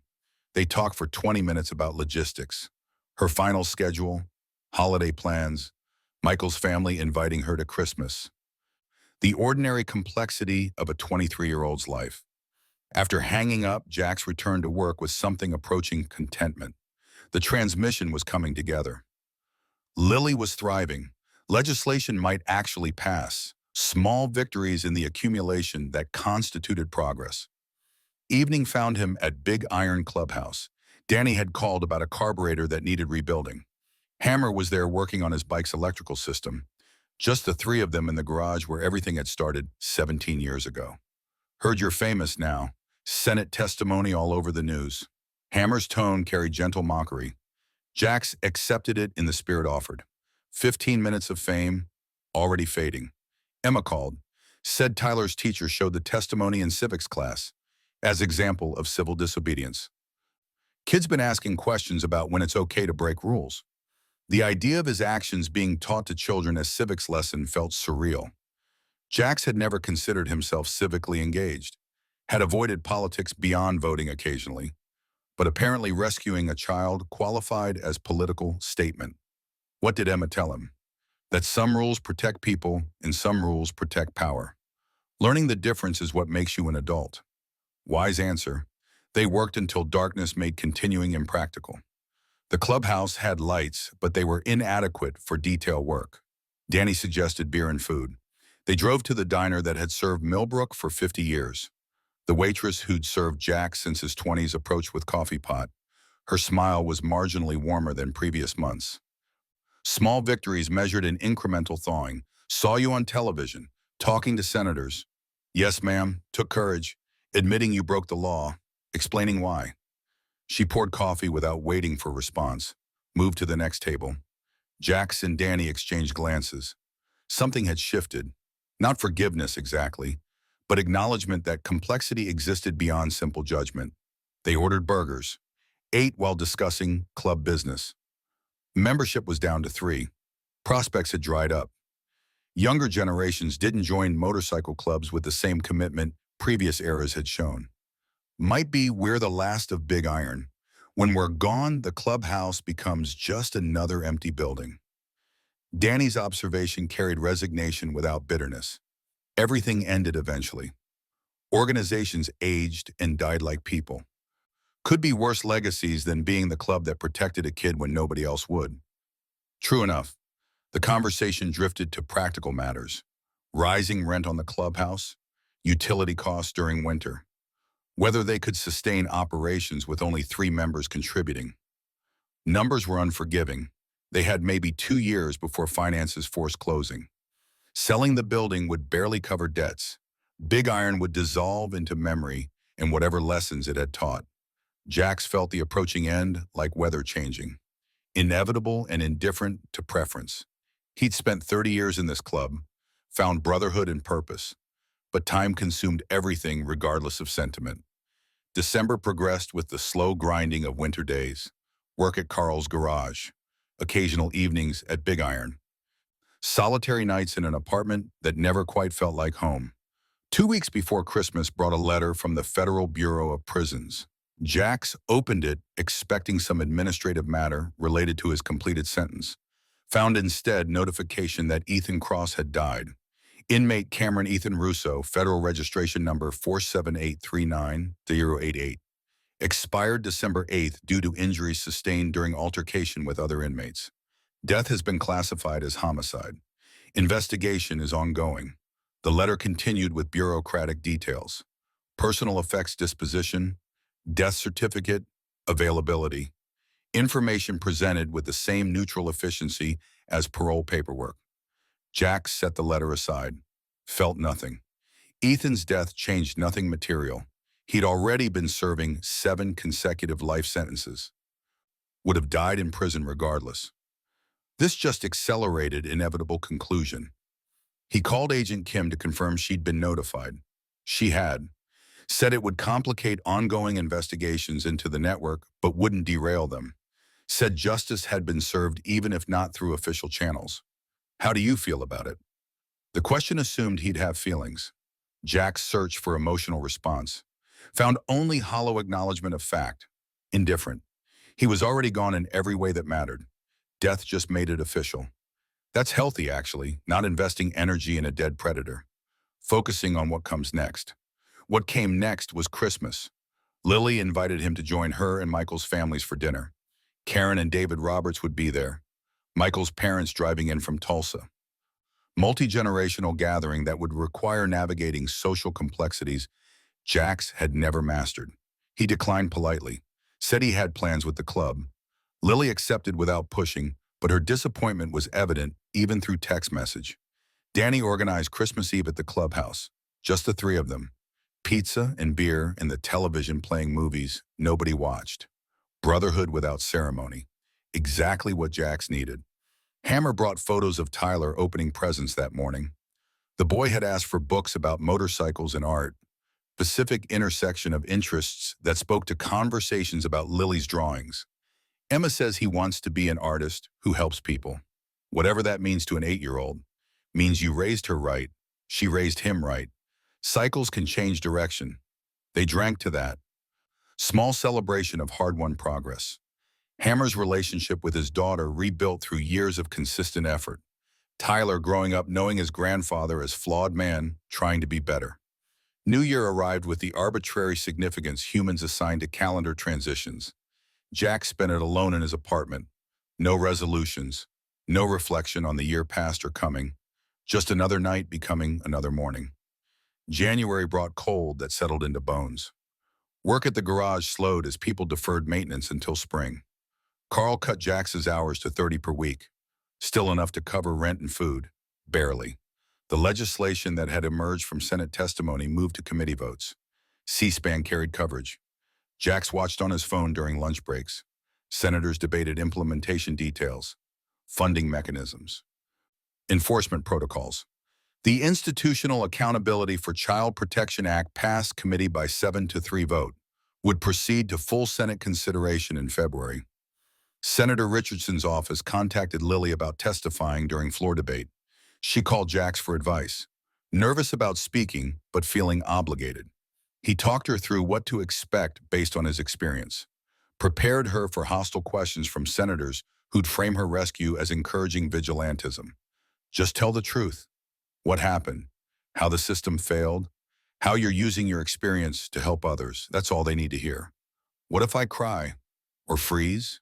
Or say something wrong? Then you're human. Nobody expects perfection. They expect authenticity. The conversation steadied her, reminded Jax why he testified despite discomfort. Making this easier for her justified his own exposure. February brought Lily to Washington. Danny offered to drive Jax up for moral support. They made the trip in one long push, arrived the night before her testimony, exhausted but present. Lily met them for dinner near her hotel. Michael had come with her, providing support the way Danny supported Jax. Partnerships formed around witnessing difficulty. Over pasta that was overpriced and underwhelming, Lily reviewed her prepared testimony. Jax and Danny offered suggestions, mostly reassurance that her instincts were sound. Michael watched the interaction with interest. At some point during the meal, he leaned toward Jax and spoke quietly. "Thank you for what you did, not just saving her, but continuing to be present. She needs people who understand what she survived." The gratitude was genuine. Jax accepted it with the discomfort he always felt receiving credit for doing what had seemed obvious and necessary. Morning brought the Senate chamber. Larger than the committee room. More cameras, greater sense of historical weight and architecture designed to intimidate. Lily testified mid-morning. Her voice was steady. She described the abuse without graphic detail. Explained reporting to adults who didn't believe her. The isolation of being failed by every system designed to protect children. Then she described walking to Big Iron Clubhouse, finding men everyone said were dangerous, discovering they were the only ones willing to help. Jackson Reeves could have sent me away. He could have called authorities and waited for them to fail me again. Instead, he tried every legal option first. And when all of those failed, he made a choice that cost him 13 years of his life to save mine. Her voice strengthened as she continued. "I'm 23 now, college senior studying social work. I have a boyfriend I love, a family that chose me for him, friends and future, and all the things that seemed impossible when I was 6 years old and being raped by a deputy sheriff everyone trusted." The bluntness of that word, raped, silenced the chamber. Lily didn't flinch. "I'm alive and whole because one man decided a child's life was worth more than his freedom. That's the system failure we're here to address, that it required a crime to achieve justice." Questions followed. Senator Morris asked if she thought Jax's actions should be legal. Lily's response was measured. "I think the question is backwards. The question should be, why was breaking the law necessary? Why had every legal channel failed so completely that kidnapping was the only path to protection?" Senator Hayes asked about her plans after graduation. Lily explained her intention to work for Child Protective Services, to reform from inside the system that had failed her. The irony isn't lost on me. The agency that couldn't protect me will employ me to protect others. But that's how change happens. People who understand failure intimately, working to prevent its repetition. Her testimony lasted 45 minutes. When it concluded, senators thanked her for her courage, some with visible emotion. Jax watched from the gallery, pride mixing with sorrow. She shouldn't have to be this strong, shouldn't have to testify before senators about childhood trauma, but she was handling it with grace he couldn't have managed at her age. After the session concluded, they met outside the chamber. Lily was shaking from adrenaline crash. Michael held her while she processed the exposure. You did perfect. Jax's assessment was simple and true. She'd been everything the legislation needed. Sympathetic survivor, articulate advocate, living proof that recovery was possible with support. When's the vote? Senator Richardson says next week. They have the numbers, it should pass. Should wasn't guarantee, but it was better than nothing. They had dinner that evening, celebratory though the celebration felt premature. Legislation passing was one thing. Implementation and enforcement were different challenges. The drive back to Oklahoma took Jax and Danny through winter landscapes stripped bare, trees skeletal against gray sky, fields dormant waiting for spring. The visual metaphor for waiting was obvious enough to not require acknowledgement. The vote came the following Thursday. C-SPAN carried it live. The Institutional Accountability for Child Protection Act passed 63 to 37. Near party line vote with enough crossover to suggest genuine bipartisan support. Senator Richardson gave floor speech crediting survivors who testified, named Lily specifically, called Jax's testimony crucial for understanding systemic breakdown. President signed it into law 3 days later. Rose Garden ceremony with victims' families present. Lily attended. Photos showed her standing behind the president as he signed. Symbolic placement acknowledging her role in bringing the issue forward. Jax watched coverage on his phone during lunch break. Felt strange disconnect. This law existed because he'd broken other laws. His crime had generated legislative response. The mathematics of cause and effect didn't follow predictable patterns. Spring arrived with the tentative optimism characteristic of March in Oklahoma. Unpredictable weather cycling between winter and summer without settling. Work at the garage increased as people addressed maintenance deferred through cold months. Carl called Jax into his office on a Tuesday morning. The conversation he'd been anticipating for months. Business is down, been down for years. Can't sustain current overhead with decreased revenue. Gonna have to let you go end of month. I'm sorry. The apology was genuine.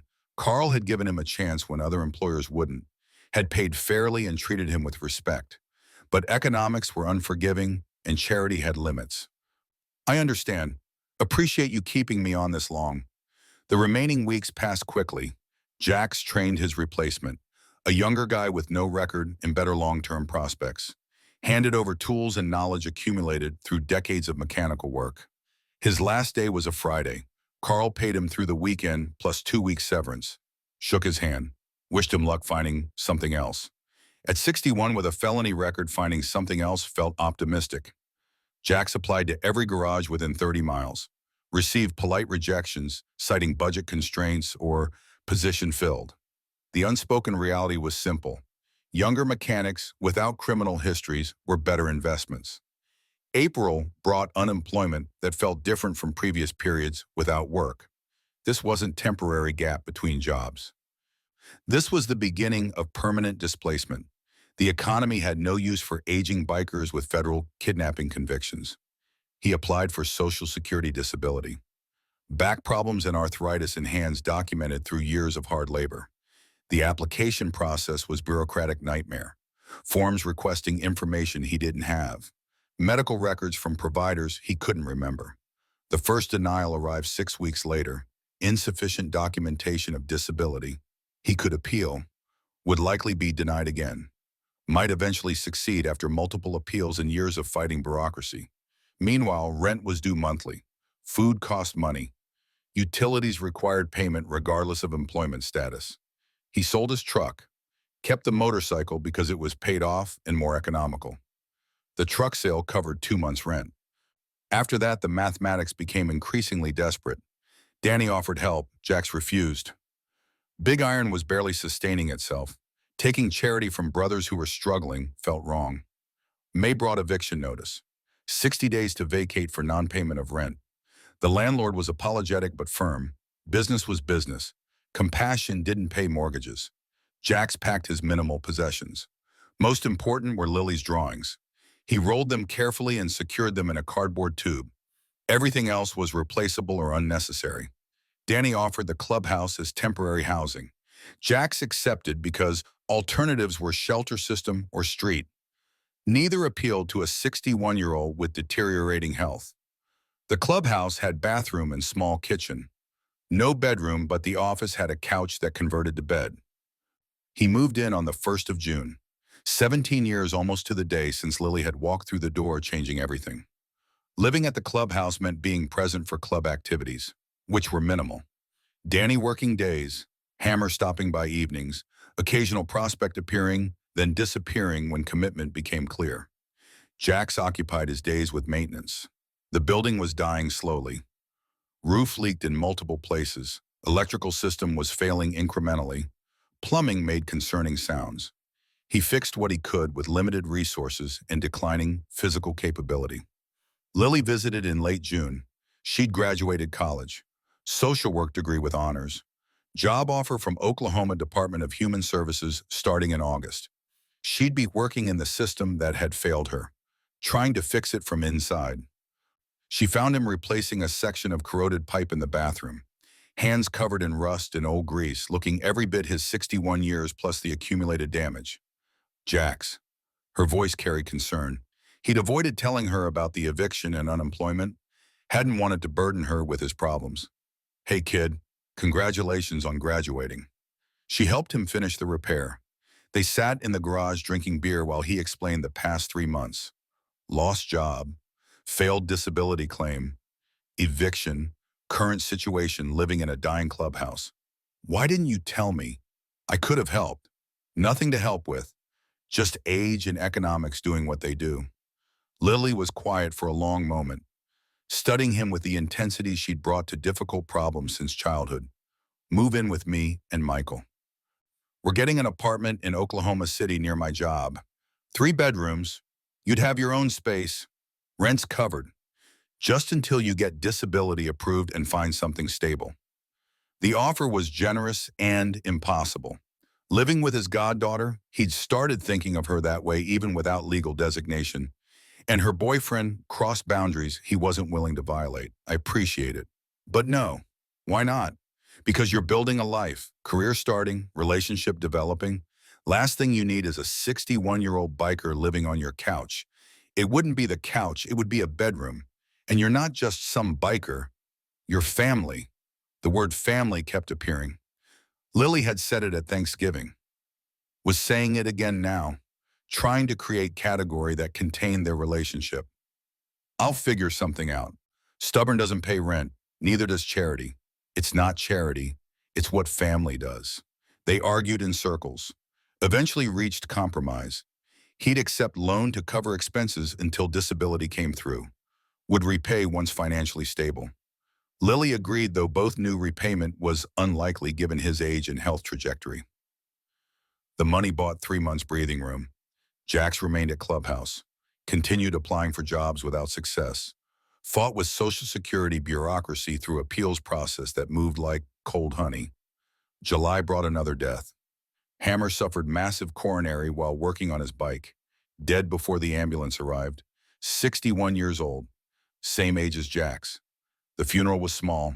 Emma and Tyler, Michael and Lily, who'd driven up from Oklahoma City, Danny and a few old riders who'd known Hammer decades ago. They buried him in the same cemetery where Preacher rested. Standing at another brother's grave, Jax felt the mathematics of mortality. Preacher at 53, Hammer at 61. How much time remained measured in declining health and economic precarity. Emma approached after the service. Tyler stood beside her, looking young and lost. Dad talked about you a lot near the end. Said you taught him what it meant to do right thing regardless of cost. That watching you sacrifice everything for Lily helped him understand what he should have done for me. I'm sorry I couldn't save him. You did save him, just not his body. You saved his soul, gave him model for being the man he wanted to be. She hugged him. Tyler did too. Then they left for a reception Jax didn't attend. He stood at the grave with Danny. Two old bikers watching their brother join the earth. We're the last ones. Danny's observation was accurate. Big Iron was down to 2 members. The club would die with them. August brought Lily's first day at Oklahoma Department of Human Services. She called that evening describing bureaucracy and caseload and the overwhelming scale of need that exceeded resources. I have 87 active cases, 87 children in situations ranging from neglect to active abuse.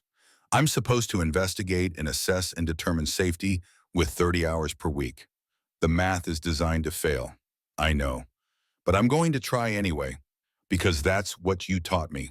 You try even when systems are designed for failure. Her determination reminded him why he'd done what he'd done. This woman with her 87 cases was the 6-year-old he'd saved. The connection between past action and present consequence couldn't be clearer. September brought second denial of disability claim. Same reasoning, insufficient documentation despite Jax submitting everything requested. The appeals process would continue. Eventually he'd probably win. Might take years. Meanwhile, money from Lily's loan was exhausted. Rent at Clubhouse was 3 months overdue. Danny couldn't cover it alone. The building's owner was patient, but patience had limits. October brought eviction notice for the clubhouse. 90 days to vacate. By Christmas, Big Iron Motorcycle Club would cease to exist as a physical location. Jax and Danny spent evenings sorting through decades of accumulated materials. Tools and parts and memories rendered into categories of sell or store or discard. The archaeology of their lives examined and reduced. Lily's drawings came down from the wall. Jax rolled them carefully, added them to the tube with his copies. The chronicling of her healing would move with him wherever he ended up. November brought Thanksgiving, second anniversary of the legislation that bore partial fruit. Implementation was happening slowly, some states embracing reform, others resisting. Progress measured in incremental improvements rather than revolutionary change. Lily invited him to dinner again. This time he accepted, had nowhere else to be. No clubhouse to retreat to, no brothers to share solidarity with. Just himself and the slow dissolution of everything familiar. Dinner was at Michael's parents' house in Tulsa. Large gathering of extended family. Jax was introduced as Lily's guardian. Close enough to truth for strangers who didn't need complicated history. He sat at a table with people he didn't know discussing topics he couldn't contribute to. Career advancement in real estate markets, in children's academic achievement, the ordinary concerns of middle-class stability. After dinner, Michael's father approached. Older man with the comfortable bearing of someone who'd navigated life successfully. Lily told us what you did for her, what it cost you. That's remarkable. Just did what needed doing. Most people wouldn't have. They'd have looked away, let someone else handle it, but you paid the price for doing right. That's rare. The conversation was kind, but highlighted Jax's displacement. These people lived in a world where sacrifice was theoretical, where doing right didn't cost 13 years and economic destruction. He left early, told Lily he was tired. She hugged him extra long, pressed an envelope into his hand, told him not to open it until he got home. Inside was a check for $5,000. Note attached in Lily's handwriting. This isn't loan, it's payment for the life you gave me. Please take it. Please let me help the way you helped me. Jax stared at the check. $5,000, enough to cover months of expenses, maybe long enough to outlast disability appeals process. He called her. She answered on first ring. I can't accept this. Yes, you can. You gave me everything. Let me give you something back. This is your money, savings from your new job, and I want to use it to help you the same way you used everything you had to help me. They argued. He insisted he'd be fine. She insisted he needed help. Eventually, he promised to think about it. Knew he'd deposit the check because pride was expensive luxury he couldn't afford. December brought the final days at Big Iron Clubhouse. Jax and Danny packed the last items, turned off utilities, locked the door for final time. The building would be sold to pay debts. Big Iron Motorcycle Club would exist only in memory. They stood in the empty garage. Oil stains on concrete marked where bikes had rested for 30 years. The wall where Lily's drawings had hung showed cleaner rectangles where frames had protected paint. 30 years. Danny's voice carried weight of accumulated history. 3 decades of brotherhood and purpose, ending not with dramatic conclusion, but bureaucratic necessity. Could have been worse, yeah. Could have been nothing. Instead, we mattered. At least once we really mattered. They left separately. Danny to his apartment, Jax to temporary housing in a rooming house that accepted tenants with poor credit and criminal records. The room was 12 by 14 feet, shared bathroom down the hall, window overlooking alley where dumpsters congregated. Not home, just shelter while he figured out next move. Christmas came. Jack spent it alone. Lily invited him to Oklahoma City, but he declined.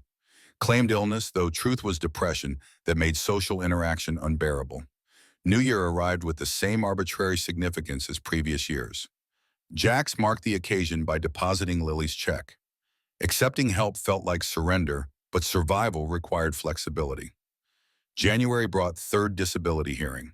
Different judge. Jax presented documentation of deteriorating health, back problems limiting mobility, arthritis preventing fine motor work. At 61, his body was failing in ways that precluded employment. The judge was sympathetic but bound by regulations requiring specific medical evidence. Requested additional documentation from physicians Jax couldn't afford to see. The circular logic was maddening. February brought call from Senator Richardson's office. The legislation had been in effect 1 year. They wanted to feature Jax and Lily in press conference, highlighting successful implementation. Jax declined, told them to feature Lily. She was the success story. He was just the cost. March brought letter from Social Security Administration. Disability claim approved. Retroactive to date of application. Check for back payments enclosed. Monthly benefits would begin immediately. The amount was less than he'd earned working, but enough to afford modest apartment and basic needs. At 62, he was officially too broken to work. The designation felt like relief and defeat simultaneously. He found one-bedroom apartment in complex that didn't run background checks. Moved in with possessions that fit in 2 boxes, plus the tube of Lily's drawings. Hung them on walls of the new place. Familiar images in unfamiliar space. April brought unexpected visitor. Tyler Davis, Emma's son, now 10 years old and taking art classes. He'd asked his mother to bring him to see Jax.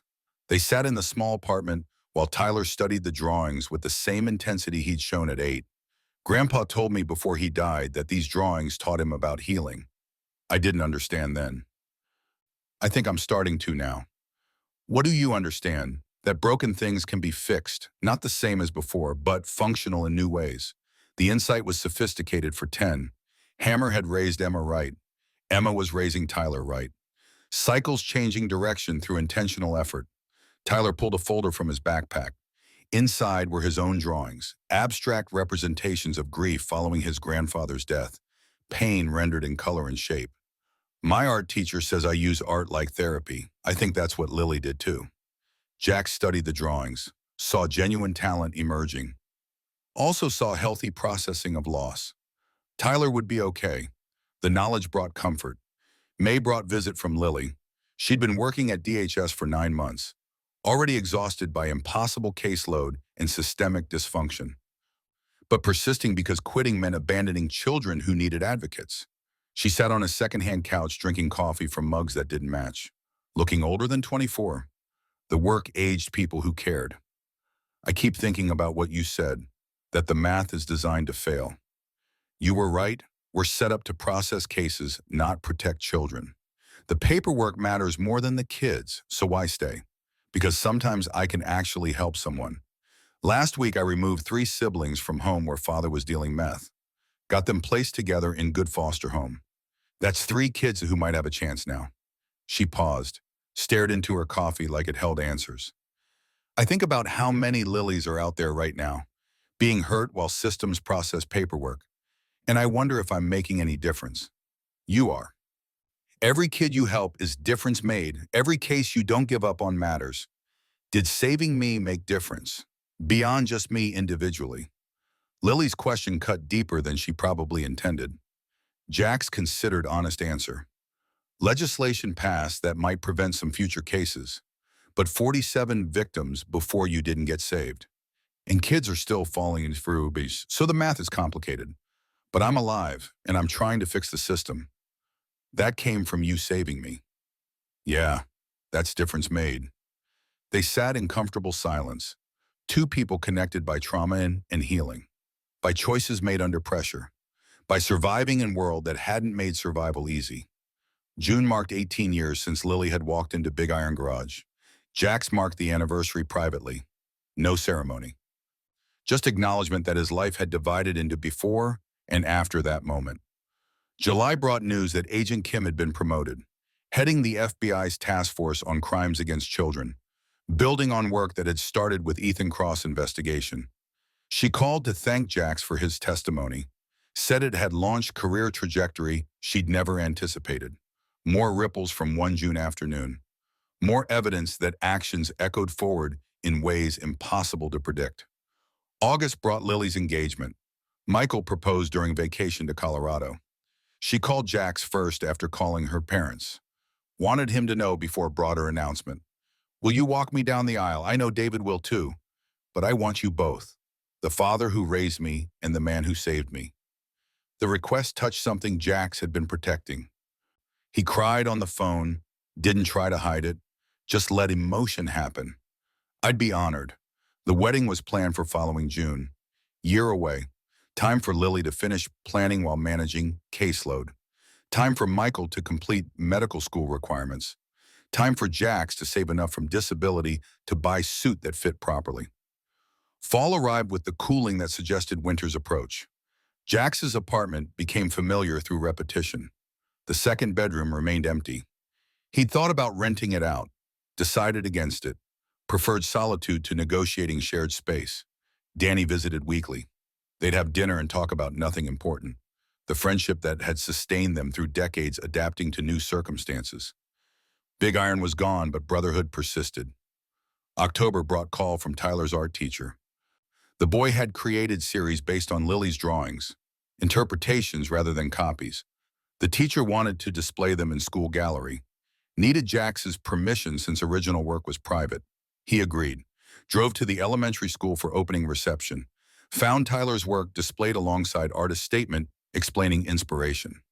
Saw how one child's healing had inspired another child's art. Another ripple forward through time. Emma approached during reception, looking tired but content. Thank you for being part of Tyler's life, for showing him that broken people can still do meaningful things. Your father showed me that first, and you showed him. That's how it works. We teach each other. November brought second Thanksgiving at Michael's family home. Jax was more comfortable this year. Recognized faces. Participated in conversations. Almost felt like he belonged. Lily announced engagement during dessert. Her ring was modest but genuine. Michael's parents expressed appropriate enthusiasm.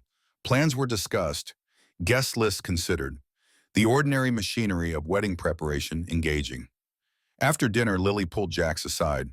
I've been thinking about my vows, what to say, how to honor everyone who got me to this moment. You'll be in them, the man who gave me a future when I didn't have one. Don't make me cry in front of strangers. They're not strangers. They're family. Your family too now. The casual inclusion continued. Jax accepting it incrementally, learning to exist in social structures he'd never inhabited before. December brought quiet ending to difficult year. Jax spent Christmas with Danny. They exchanged no gifts, just presents. Two old bikers who'd survived when many hadn't. On New Year's Eve, Jax sat alone in his apartment. The television played coverage from Times Square, crowds celebrating transition from one arbitrary point to another. Collective delusion that calendar changes mattered. But maybe they did. Maybe marking time helped humans process continuity, find meaning in sequence. His phone buzzed at midnight. Text from Lily. Happy New Year, love you. Grateful every day you didn't look away. He texted back. Love you too, kid. Grateful you're thriving. The exchange was simple, but it contained everything that mattered. She was alive. She was building life worth living. His 13 years had bought her this moment and all moments following. The cost had been everything. The return was one life saved and ripples forward through time. Legislation protecting children. Tyler's art inspired by Lily's healing. Agent Kim's career focused on pursuing predators. Lily's work helping kids the system failed. None of it erased the cost, but it justified the payment. Jax looked at the drawings on his wall. 14 images chronicling 12 years of healing. Evidence that broken things could become functional in new ways.